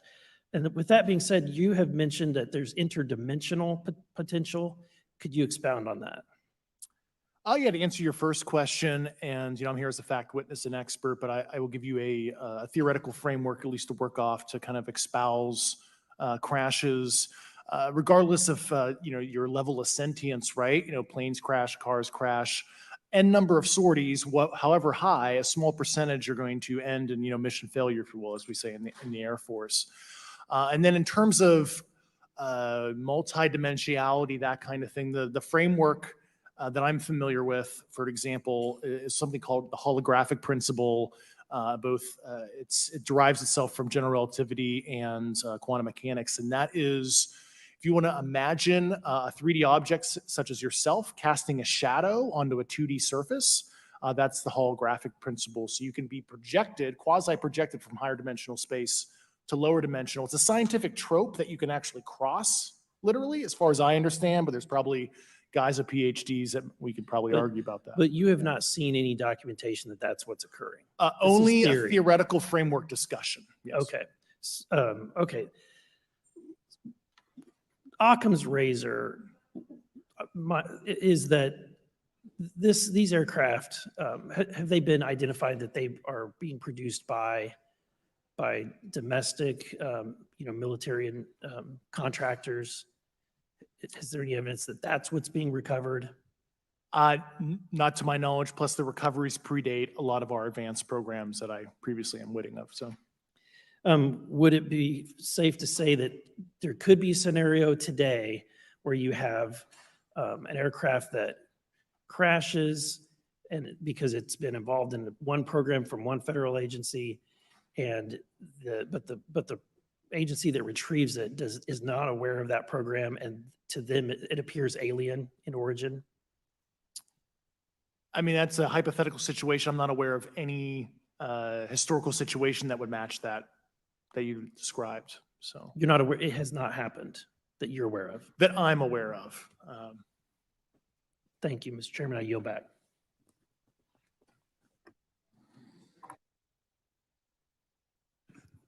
Several months ago, my office received a protected disclosure from Eglin Air Force Base indicating that there was a UAP incident that required my attention. I sought a briefing regarding that episode and brought with me Congressman Burchett and Congresswoman Luna. We asked to see any of the evidence that had been taken by flight crew in this endeavor and to observe any radar signature as well as to meet with the flight crew. We were not afforded access to all of the flight crew. And initially, we were not afforded access to images and to radar. Thereafter, we had a bit of a discussion about how authorities flow in the United States of America, and we did see the image. And we did meet with one member of the flight crew who took the image. The image was of something that I am not able to attach to any human capability, either from the United States or from any of our adversaries. And I'm somewhat informed on the matter, having served on the Armed Services Committee for 7 years, having served on the committee that oversees DARPA and advanced technologies for several years. When we spoke with the flight crew, and when he showed us the photo that he'd taken, I asked why the video wasn't engaged, why we didn't have a FLIR system that worked. Here's what he said. They were out on a test mission that day over the Gulf of Mexico. And when you're on a test mission, you're supposed to have clear airspace. Not supposed to be anything that shows up. And they saw a sequence of 4 craft in a clear diamond formation for which there is a radar sequence that I alone have observed in the United States Congress. One of the pilots goes to check out that diamond formation and sees a large floating, what I can only describe as an orb. Again, like I said, not of any human capability that I'm aware of. And when he approached, he said that his radar went down. He said that his FLIR system malfunctioned and that he had to manually take this image from one of the lenses, and it was not automated in collection as you would typically see in a test mission. So I guess I'll start with Commander Fravor. How should we think about the fact that this craft that was approached by our pilot had the capability of disarming a number of the sensor and collection systems on that craft? Well, I think this goes to that national security side, and you can go back through history of things showing up at certain areas and disabling our capabilities, which is disheartening. And for us, I mean, like I said, it completely disabled the radar on the aircraft when it tried to do it. And the only way we could see it is passively, which is how he got that image. So I think that's a concern on what are these doing, not only how do they operate, but their capabilities inside to do things like this. And how should we think about four craft moving in a very clear formation, equidistant from one another, in a diamond? In all of the phenomenon, perhaps, Mr. Grave, that you've analyzed, have we ever seen multiple craft in a single formation? I have one particular case, and that was during the gimbal incident. The recording on the AT FLIR system shows a single object that rotates. You hear the pilots refer to a fleet of objects that is not visible on the FLIR system. And that was something that I witnessed during the debrief as part of the radar data on the situational awareness page. I would like to add, however, Congressman, there's a small bit of anger, I would say. I would feel that those pilots are still facing that difficulty in reporting this topic, and they don't have the tools to be able to mitigate this issue. It just goes to show how serious this is and why this is such an important issue for our pilots and for our nation. It was stated explicitly to me by these test pilots that if you have a UAP experience, the best thing you can do for your career is forget it and not tell anyone. Because any type of reporting, either above the surface or below the surface, does have a perceived consequence to these people. And that is a culture we must change if we want to get to the truth. Mr. Chairman, I would observe that perhaps as we move forward from this hearing, there are some obvious next steps. Every person watching this knows that we need to meet with Mr. Grusch in a secure, compartmentalized facility so that we can get fulsome answers that do not put him in jeopardy and that give us the information we need. Second, I would suggest that the radar images that were collected of this formation of craft out of Eglin Air Force Base, and specifically the actual image taken by the actual flight crew that we can actually validate, be provided to the committee, subpoenaed if necessary, so that we're able to track how to get this type of reporting and analysis done in a more fulsome way. That would be my recommendation, humbly, as a guest here of the Fine Oversight Committee. I yield back. Ms. Mays. Thank you, Mr. Chairman, and good morning to our witnesses who are testifying today. I want to thank each of you for being here to discuss a topic of grave importance to our national security. Earlier this year, a Chinese spy balloon was shot down off the coast of my home state of South Carolina. Since the Roswell incident in 1947, many Americans have wondered about the dangers of unknown objects crisscrossing our skies.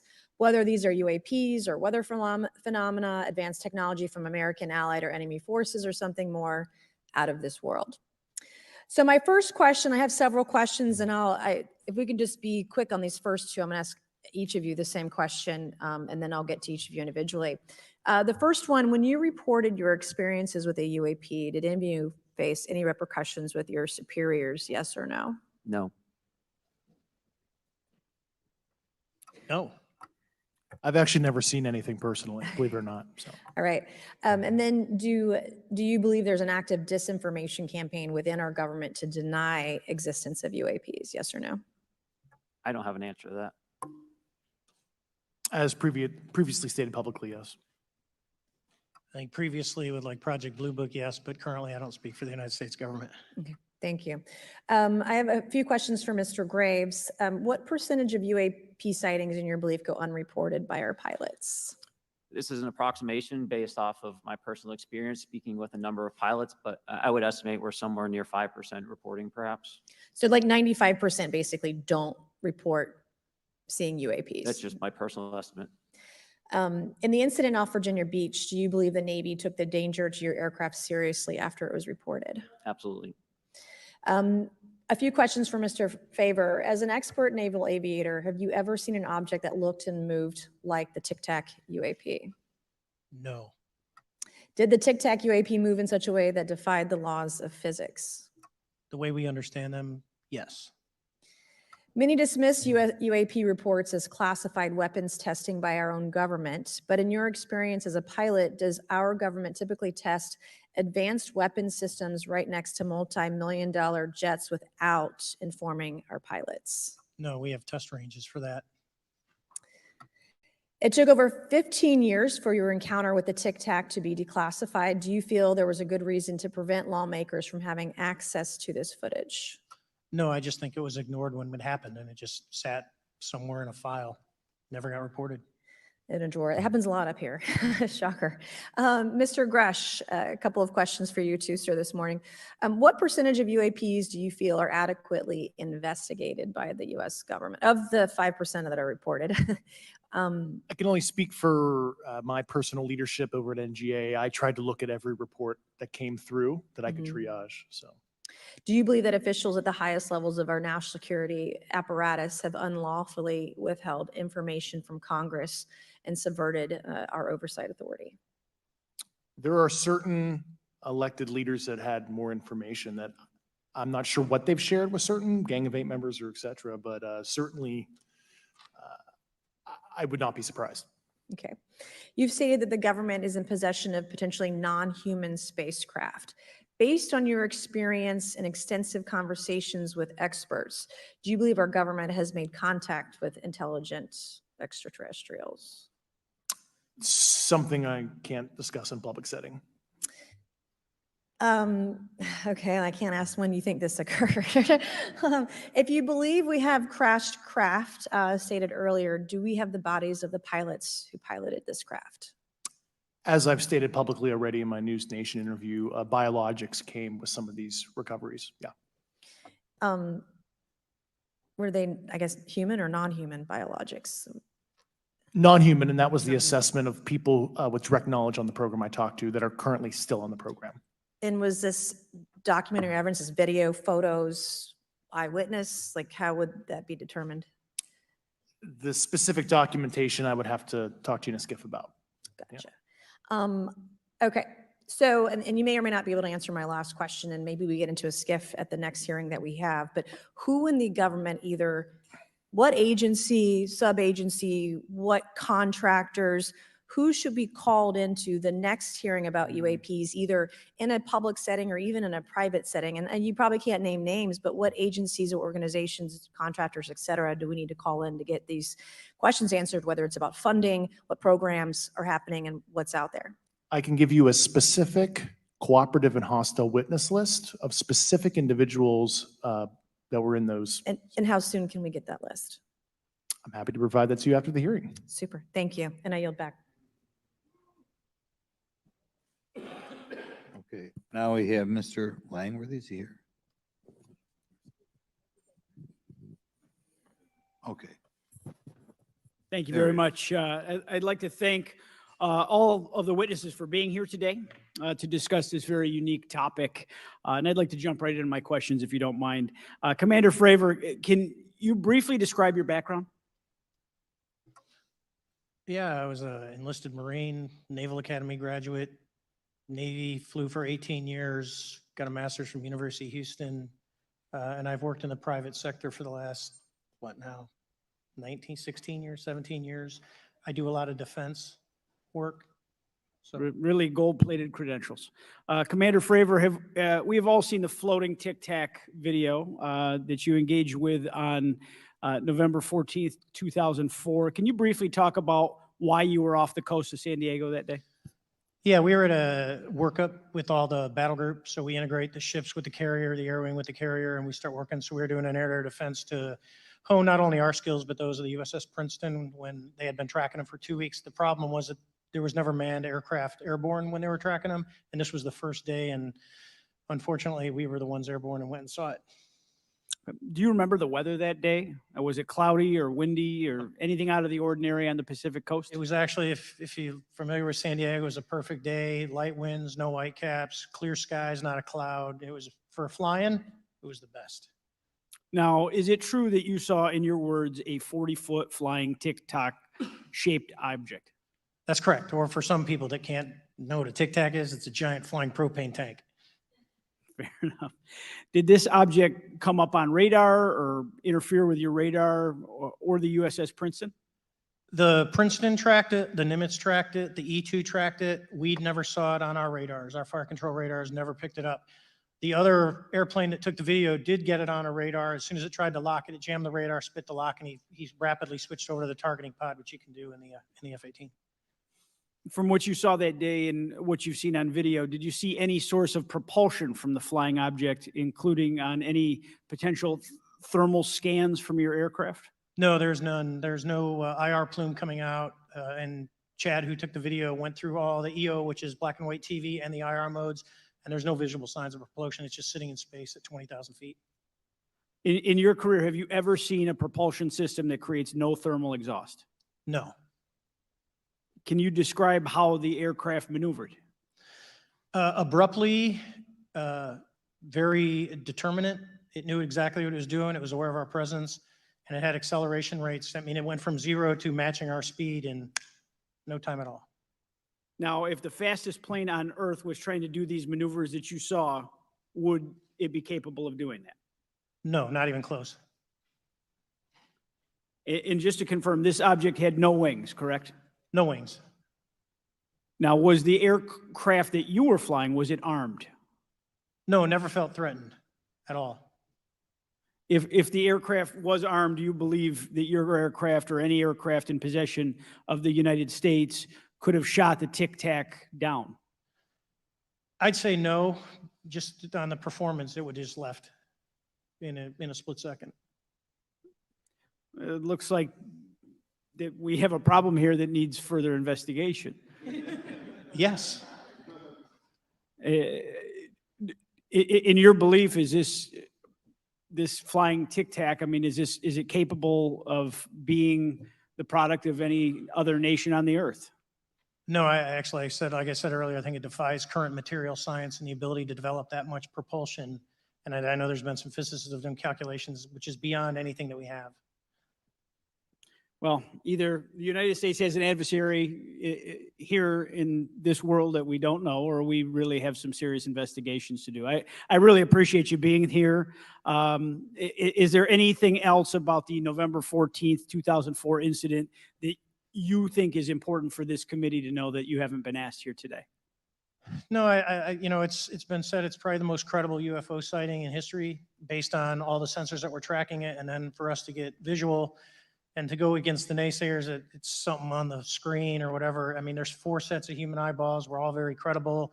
Of the 6 of us that were involved in the thing, including the video, every one of us is going to do 20 plus years in the military in very responsible positions. So I'd say the world needs to know that. It's not a joke. Thank you very much for your testimony here today for all of you, and I yield back, Mr. Chairman. Mr. Ogles. Thank you, Mr. Chairman, and thank you all for being here and the courage it took to come forward and again, the sacrifice that each of you have made. I serve on the National Security Subcommittee for the Financial Services Committee, so I really want to stay in the national security lane, if I may. So when we think about traditional adversaries and both us towards them and them towards us, we probe their capabilities. We look for weaknesses, and we collect that data, that reconnaissance for in the event we need it in the future. For each of you, yes or no question, based off of your own experience or the data that you've been privy to, is there any indication that these UAPs could be essentially collecting reconnaissance information? Mr. Graves? Yes. Mr. Grusch? Fair assessment, yeah. Mr. Fravor? Very possible. Again, in the national security vein, is it possible that these UAPs would be probing our capabilities? Yes or no, Mr. Graves? Yes. Brush? Yes, Fravor? definitely. Is it possible that these UAPs are testing for vulnerabilities in our current systems? Yes. Yes, possible. Do you feel, based off of your experience and the information that you've been privy to, that these UAPs provide an existential threat to the national security of the United States? Mr. Graves? Potentially. Yes, sir, potentially. Same answer, potentially. Yeah, I'd say Fravor? definitely, potentially. Mr. Graves and Fravor, in the event that your encounters had become hostile, would you have had the capability to defend yourself, your crew, your aircraft? Absolutely not. Sir? No. Is based off of the information that you've been privy to, is there any indication that these UAPs are interested in our nuclear technology and capabilities? Yes. By external observation, sure, that could be a fair assessment, yeah. Yes.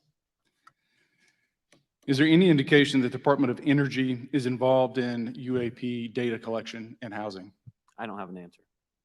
I can't confirm or deny that in a public setting. And No could you do it in a secure setting?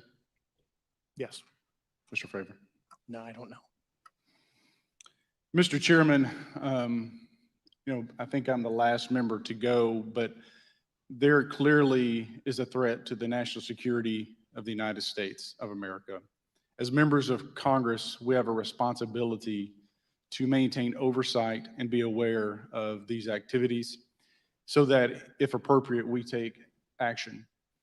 I would encourage the chairman to demand that we have any and all, but in particular, Mr. Grusch, talk to us in a skiff. And if that access is denied, I will personally volunteer to initiate the Holman Rule against any personnel or any program or any agency that denies access to Congress. Mr. Chairman, with that, I will yield the remainder of my time to my fellow colleague from Tennessee, Mr. Burchett. Thank you, Mr. Chairman. Thank you, Mr. Ogles, for the great questions, brother. Mr. Grusch, I might have asked this before, but I want to make sure. Do you have any personal knowledge of someone who's possibly been injured working on legacy UAP reverse engineering? Yes. Okay. How were they injured? Is it something like a radioactive type situation or something we didn't understand? I've heard people talk about Havana syndrome type incidences. What was your recollection of that? I can't get into specifics, but you could imagine assessing an unknown unknown. There's a lot of potentialities you can't fully prepare for. How do you think we ought to handle UAP whistleblower complaints like yours in the future? Yeah, there was some issue with mine. So, PPD 19 process, it goes to the Intel committees, either through PPD 19 or ICD 120. There's not a good way for the Intelligence Community Inspector General to provide that to other committees. And I asked my information to be sent to the House and Senate Armed Services Committee because there are Title 10 equities at play, but there was no smooth process to do so. Yeah. That's a trash can. Are you aware of any individuals that are participating in reverse engineering programs for non-terrestrial craft? Personally, yes. Do you know any that would be willing to testify if there were protections for them? Certainly closed door and assurances that breaking their NDA, they're not going to get administratively punished for so. Yeah. I yield, Mr. Chairman. Thank you. I'm going to do something a little bit out of the ordinary here. We're going to give 3 people a chance at an additional 3 minutes. So Mr. Burchett, do you want to keep going? Why don't you come back to me, Mr. Chairman? Ms. Luna, if she's on, is she on that list? Sure. Chairman, I'd like to submit for the record an article by News Nation, and it follows Mr. Grush's full interview for the record. Without objection. Thank you. Mr. Grusch, why is it that you refer to the phenomenon as non-human intelligence? Why deviate from the basis of extraterrestrial life? I think the phenomenon is very complex, and I like to leave an open mind analytically to specific origin. When you say specific origin, are you referring, can you elaborate on that for those that might not? If it's a traditional extraterrestrial origin or something else that we don't quite understand from either a biological or astrophysics perspective. Yeah, I just like to keep an open mind on what it could be. Yeah. Okay, and referring to your News Nation interview, you had referenced specific treaties between governments. Article 3 of the Nuclear Arms Treaty with Russia identifies UAPs. It specifically mentions them. To your knowledge, are there safety measures in place with foreign governments or other superpowers to avoid an escalatory situation in the event that a UAP malevolent event occurs? Yeah, you're referring to actual a public treaty in the UN Register. It's funny you mentioned that. Yeah, the Agreement on Measures to Reduce the Risk of Outbreak of Nuclear War signed in 1971. Unclassified treaty publicly available. And if you cite the George Washington University National Security Archives, you will find the declassified in 2013 specific provisions in the specific red line flash message traffic with the specific codes pursuant to Article 3 and Article, also Situation 2, which is in the previously classified NSA archive. What I would recommend, and I tried to get access, but I got a wall of silence at the White House, was those specific incidents when those message traffic was used. I think some scholarship on that would open the door to a further investigation using those publicly available information. Thank you. And then my last question with 51 seconds remaining. You mentioned white collar crimes potentially being taking place in regards to a cover up. Can you please elaborate? I have concerns based on the interviews I conducted under my official duties of potential violations of the federal acquisition regulations, the FAR. Thank you very much, Chairman. I yield the remainder of my time. Okay, we'll go to Mr. Raskin for 3 minutes. Thanks, Mr. Chair. And I thank the witnesses for their endurance and service today.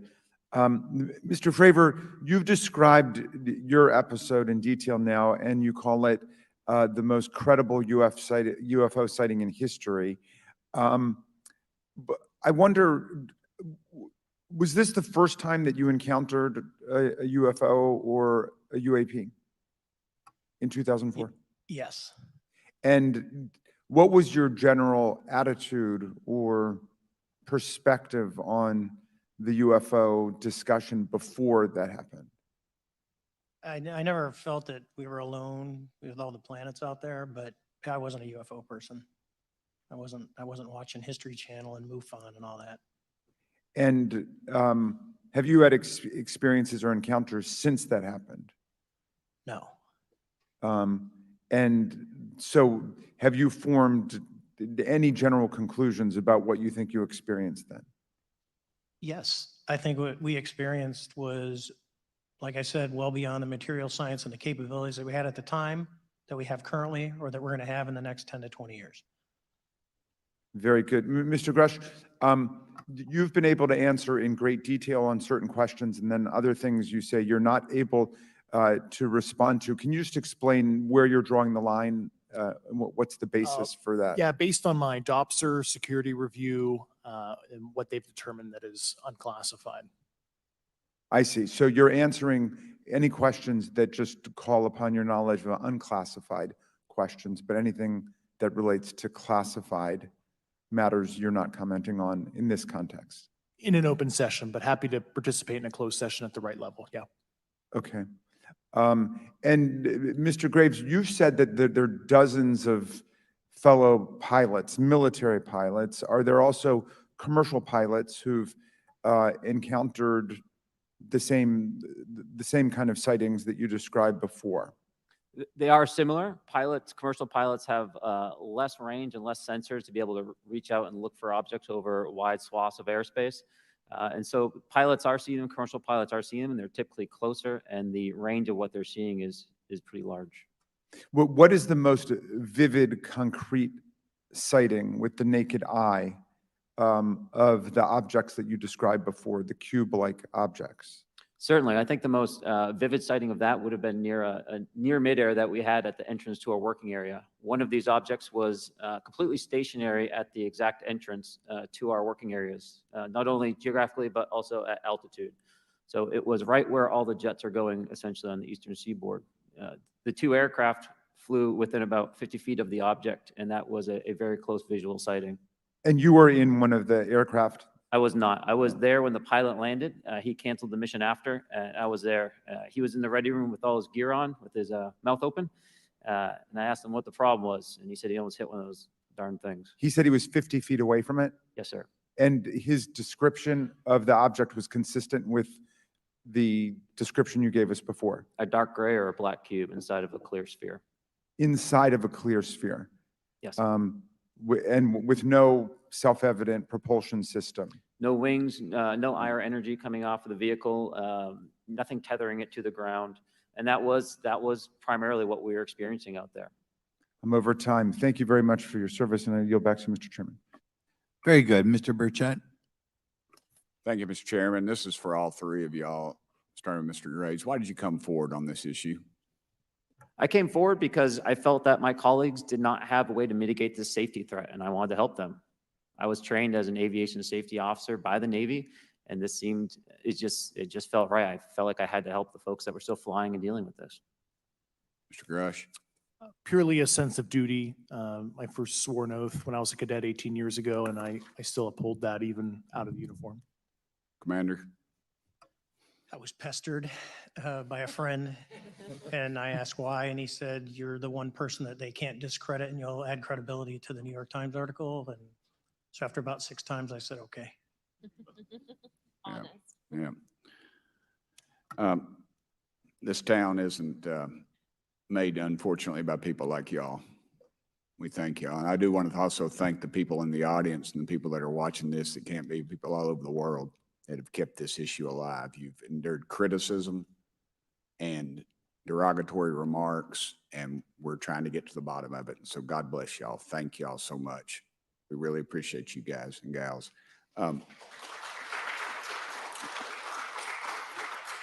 That's why we need term limits. Y'all keep clapping, us politicians just keep talking. So let me ask y'all, how can the public contribute to UAP reporting? And what avenues you think are available to the public to report these sightings? Well, right now, I don't think there is a lot of public options for every man to be able to report on this. I think even for professionals that have sensor data that are seeing these on a regular basis, they're still hesitant to come forward. And so for the general public, I think encouraging the conversations that we're having today, looking for technology solutions that can be distributed so that objective data can be gathered is the first place to go. Mr. Grusch?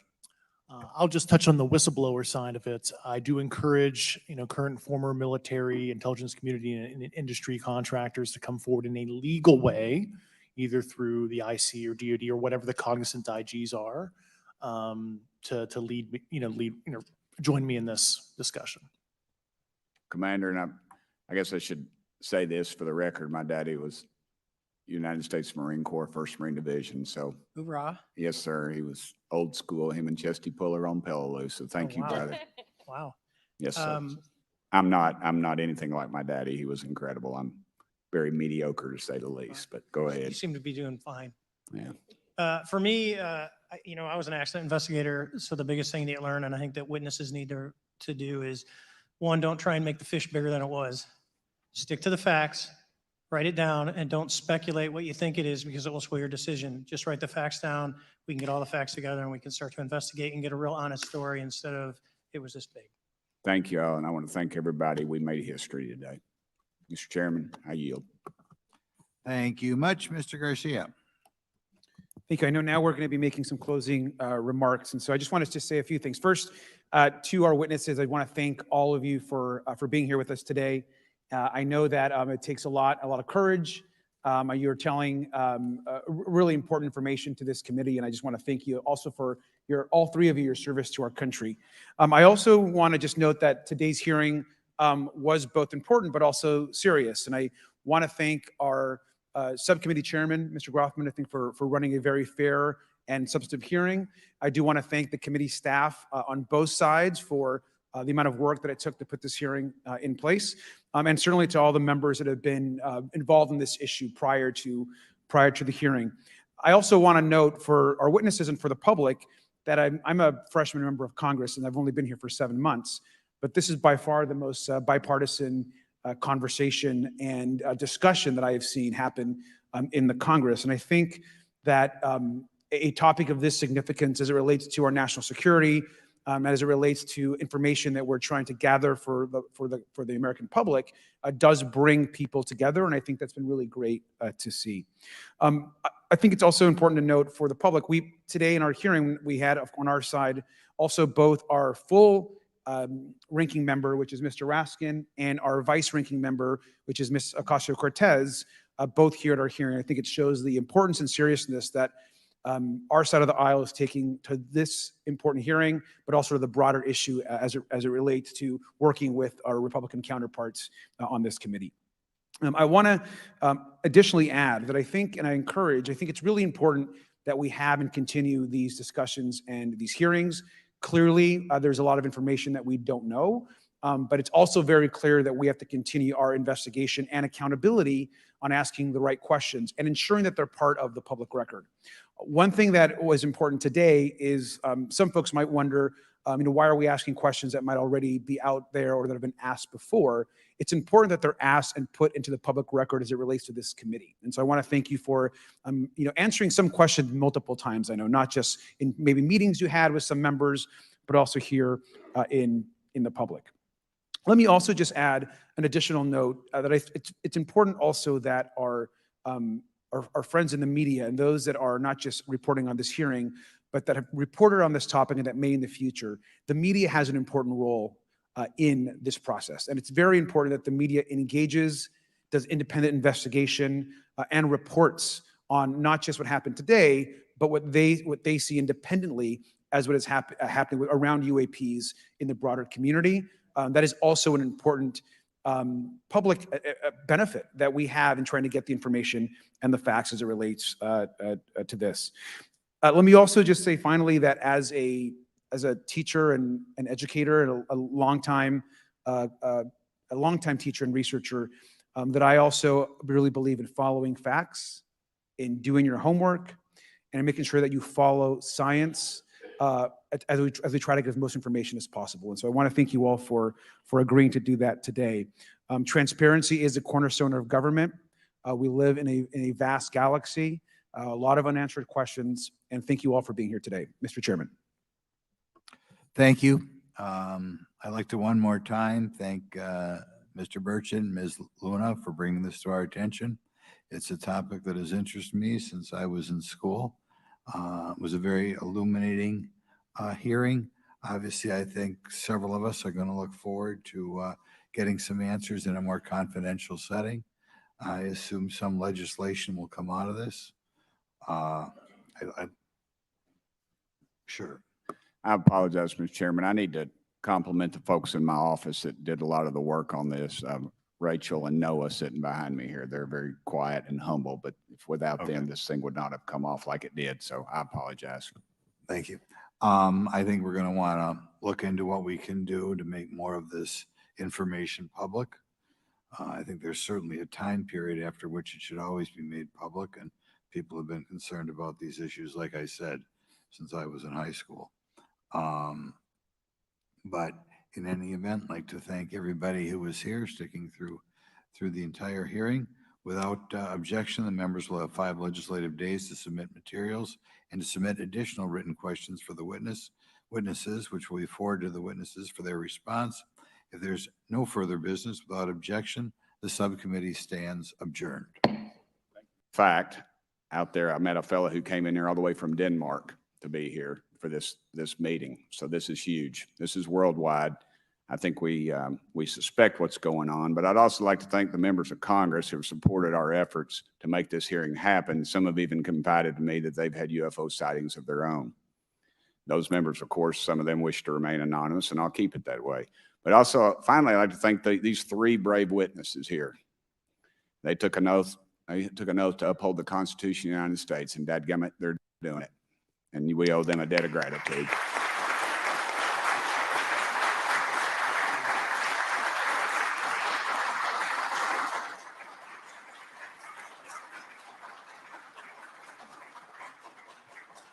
Y'all quit clapping. You're cutting in on my time. Just kidding. These folks, they've got nothing to gain from this. And I think you're going to find out that they've endured quite a few slings and arrows. We need to remember them in our prayers and their families. And I'm thankful to them for their honest testimonies. They have done interviews and appeared in documentaries like Accidental Truth to get their stories out there. And now they are all here to testify under oath for Congress. It's been so difficult to get here today. I've said, in the Baptist church, we'd say that the devil's in our way. And the devil has been in our way through this thing. And we've run into roadblocks from members, from the intelligence community, the Pentagon. I proposed legislation to go in the FAA reauthorization that just said if an airline pilot has a sighting, that when he makes that report to the FAA, that it would come to Congress. But I was told that the intelligence community did not like that, and the amendment was not even heard in committee. I think it's time for this country to take back our country. We need to tell the folks at the Pentagon they work for us. Dadgummit, we don't work for them. And that's exactly the point. This is an issue of government transparency. We can't trust a government that does not trust its people. We're not bringing little green men or flying saucers into the hearing. Sorry to disappoint about half y'all. We're just going to get to the facts. We're going to uncover the cover-up, and I hope this is just the beginning of many more hearings and more people coming forward about this. And I yield back the remainder of my time. I think, is it to Representative Luna, Mr. Chairman, or is that? Yeah, we'll call Ms. Luna for her statement.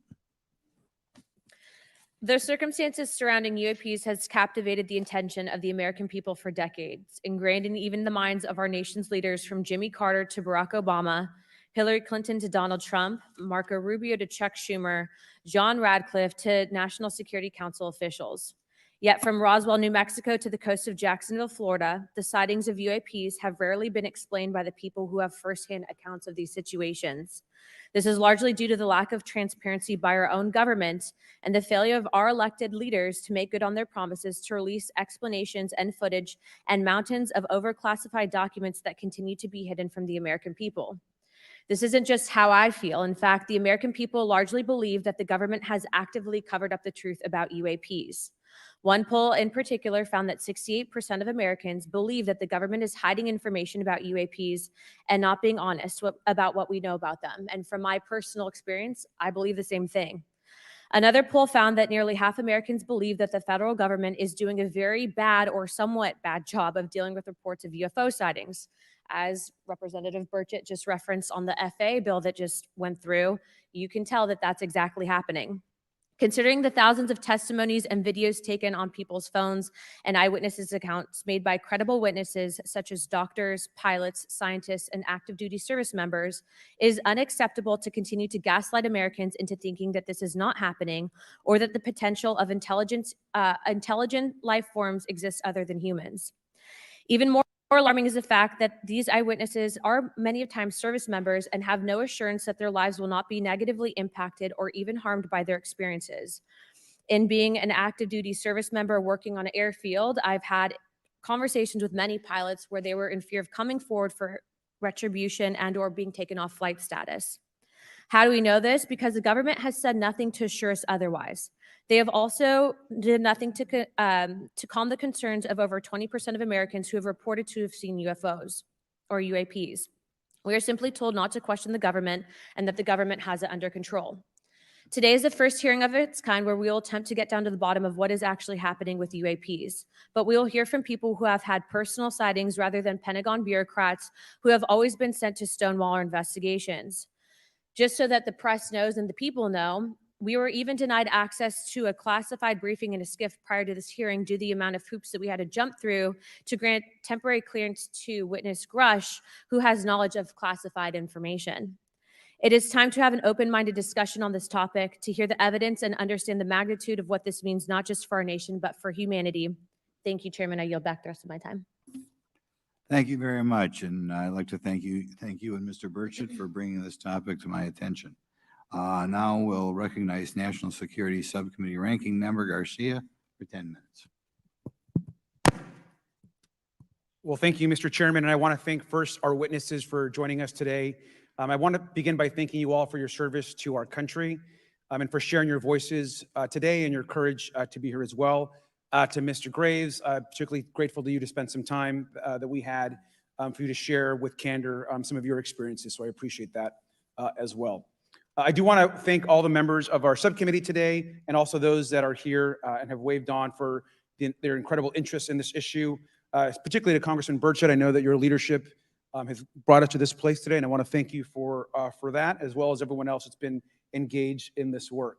I also want to thank the oversight staff, who I know has been working very hard to ensure that today's hearing is serious, that it's transparent, and that it also provides appropriate answers, as our oversight body always demands. Now, it's really important that we're here in a bipartisan way to have this conversation, which really, to the heart of it, is about national security and key to the subcommittee's core purpose. This is the subcommittee on national security of the Oversight Committee. Now, our witnesses will testify today that UAPs have posed a serious safety threat, and we must understand this. More broadly, we're dealing with real questions that get to the heart of our faith in government. Faith in our institutions, as we all know, is at an all-time low. Partisanship and alternative facts make it too easy to doubt narrative or our institutions. But this hearing will offer the public unique perspectives, building on years of reporting by both federal agencies and the independent media. Now, some of the earliest reporting on this issue was a groundbreaking 2017 New York Times report, which revealed research, as we know now, on unidentified anomalous phenomena, or as many call UFOs, by the Defense Intelligence Agency.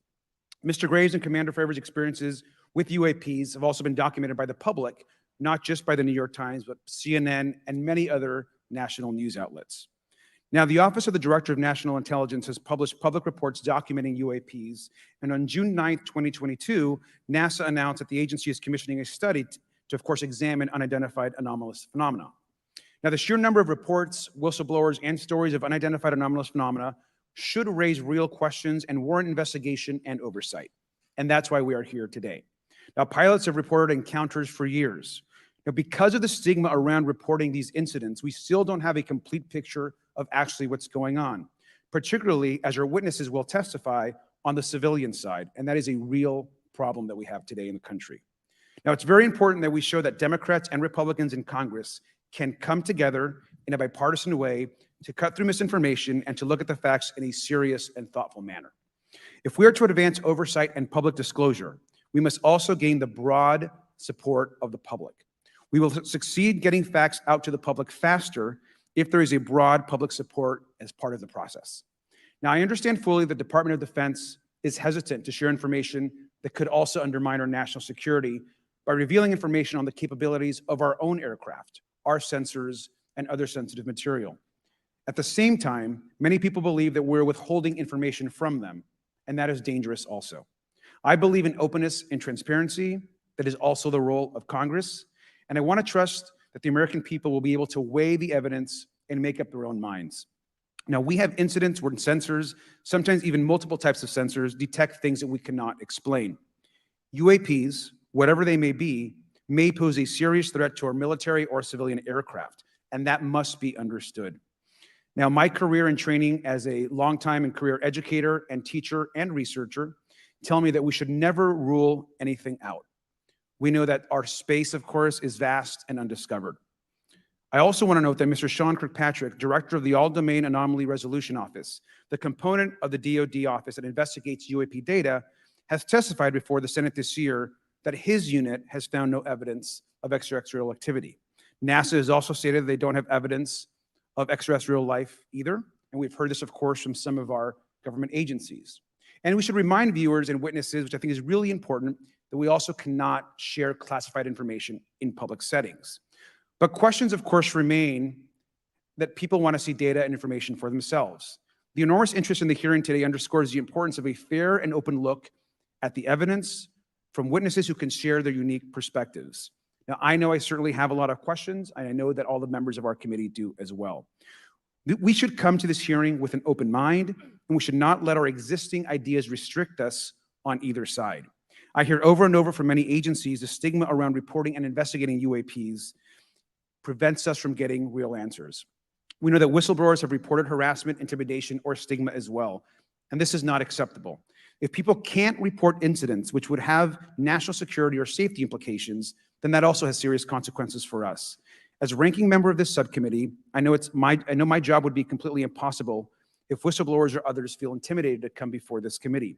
We can't be afraid of asking questions, and we can't be afraid of the truth. I'm proud to say that this hearing builds upon bipartisan work by members of the House and Senate dating many years back, which is sought to increase awareness within the Department of Defense and to mandate more of Congress of UAPs. We know the Senate is taking up an amendment to their defense authorization bill, which will create a commission with broad declassification authority, and we should all agree that that is an important step. Members of both parties and senior officials in multiple administrations have taken an interest in this issue, and we're proud to carry and build that confidence in the American people. This hearing will also not be the end of this discussion, but a new chapter and start to years and years of work that many folks, both in the public and within government, have been working on. We should encourage more reporting, not less, on UAPs. The more we understand, the safer we will be. We will hear testimony from witnesses today with a long record of service to the American people and with subject matter expertise. Our witnesses have a unique opportunity to share their perspective, insights, and their experiences with the American people. And I encourage all of my colleagues to engage with these difficult questions with an open mind and to follow the facts on behalf of our country. I also just want to say more broadly that we should look at this hearing and believe that everything is on the table as it relates to UAPs. I think an open mind is absolutely the best. I want to yield the 2.5 minutes, the remainder of my time, to the representative from Florida, Representative Moskowitz, for an opening statement. He also has been very much engaged in this issue, and I want to thank him for his leadership. Congressman. Thank you, Ranking Member Garcia. Thank you, Mr. Chairman. I want to thank Tim Burchett and Anna Paulina Luna for their leadership in pushing this hearing forward. I want to thank, obviously, committee staff and their staff working on this on a bipartisan basis because many Americans are deeply interested in this issue, and it shouldn't take the potential of non-human origin to bring us together. Additionally, I want to thank the witnesses for coming forward to share your perspectives, your thoughts, and the sightings of UAPs. Unlike other hearings many times in Congress, you're not here to help a political party, but you're here to share information with the American people. And it's not something that is just going on in this administration. It's something that's spanned many administrations. For decades, many Americans have been fascinated by objects mysterious and unexplained, and it's long past time that they got some answers. The American public has a right to learn about technologies of unknown origins, non-human intelligence, and unexplainable phenomena. Those are not the words of a UFO Twitter account. Though that is a direct quote from Majority Leader Chuck Schumer, that the American public has a right to learn about technologies of unknown origins, non-human intelligence, and unexplainable phenomena. In an interview with Fox News, recent former Director of National Intelligence John Radcliffe confirmed the U.S. government is aware a lot more sightings of UAPs and that they have not made that information public. I quote, "There are a lot more sightings that have not been made public," Radcliffe said to Fox News. For me, this hearing is about transparency. We unfortunately live in a time in which many people distrust government and our institutions, and overclassification of information away from the American public or even Congress contributes to today's politics. The American people have regular questions. What are UAPs? How come the media doesn't report more on them? Are they foreign adversaries? Are they U.S. technology? Are they something else? They ask themselves, how come when a Russian jet shoots flares at one of our drones, we have perfect pictures and videos to show the American people and the world, but when it comes to UAPs, nothing. Of course, we must always protect our national security to maintain our superiority, like when stealth helicopters were only rumored to exist, but were used in the Osama bin Laden raid in 2011. But we can't allow that to be used as a shield to keep the American people completely in the dark from basic truths. The American people deserve to hear more about special access programs. Congress has a right to know if there's any unsanctioned weapons development, satellite imagery that has not been provided to Congress. Congress created the All-Domain Resolution Office in the NDAA of 2022. In its initial analysis, there are 171 uncharacterized UAP reports, and this is the words from the report, that appear to have demonstrated unusual flight characteristics or performance capabilities. I believe more information is known about the 171 instances. It's time for Congress to reinsert ourselves. I call on our military leaders and intelligence officials to release more information to the American people about UAPs. And to our military leaders, if there's nothing to conceal, let Congress go to Wright-Patterson Air Force Base, the Dugway Proving Ground, or even Groom Lake in Nevada. We should have disclosure today. We should have disclosure tomorrow. The time has come. Thank you, Ranking Member. Thank you, Mr. Moskowitz, and I will yield back now to our chairman. Thank you. Right, now I'd like to introduce our witnesses. Our first witness is Lieutenant Ryan Graves. He's the Executive Director of Americans for Safe Aerospace. Lieutenant Graves is also a former U.S. Navy F-18 pilot with his own UAP experience. The next witness, David Grusch, is a former senior intelligence officer with the National Geospatial Intelligence Agency and was a senior technical advisor for UAP issues. And finally, retired Navy Commander David Fravor, squadron leader who worked as a naval aviator for 18 years. Mr. Fravor has his own UAP experience known as the TikTok event. I look forward to hearing from all three of you today. All right, guys, listen. That is one of the most incredible hearings in the House of Congress that I believe I have ever witnessed. This was a great hearing, and it was really good to see those three men sit down at that table and tell the world their stories in front of Congress. Again, we're talking about craft of non-human origin, including the bodies that were in the craft. There is a retrieval program. This is operating above Congress's head. They have no insight into these programs that one must be read into. You all, this, I know we've been streaming this for a couple of hours. Again, one of the most incredible, by far incredible hearings that I have ever witnessed. And I don't really like watching those hearings too much, if you know what I mean. You all coming through as well and watching it with me. And man, I'll have to say, shout out to Alien Talk. I see you in the chat. Love, love, love your channel. Have featured actually quite a lot of it over here. I'm absolutely fascinated with everything about your channel. And yeah, keep up the work, man. You're really doing it. And we support you over here. Again, guys, thanks for coming through and watching a hearing before Congress with me regarding these craft of non-human origin, including bodies that aren't human. These are things that I have been bringing to you all for God knows how many years at this point. I'm glad people are paying attention. It's not so much like 2 or 3 people hanging out when I talk about this topic anymore. There's more and more people coming through. I mean, I remember, Gloria, you're probably still in the building. Patricia, you're probably still here. Y'all remember how we used to hang out over at, the backup channel and talk about this?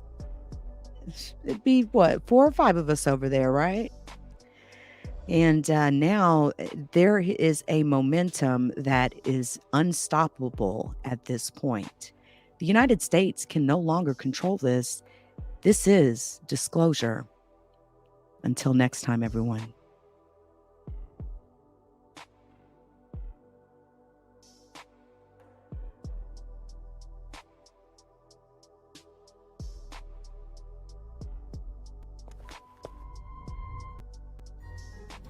Shout out to the LeakYou community. Please join us on Spotify, Apple Podcasts, Google Podcasts, and Amazon Music.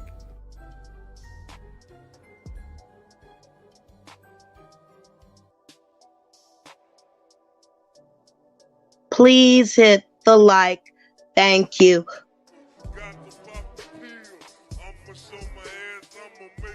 The judgment sentence that you are an asshole.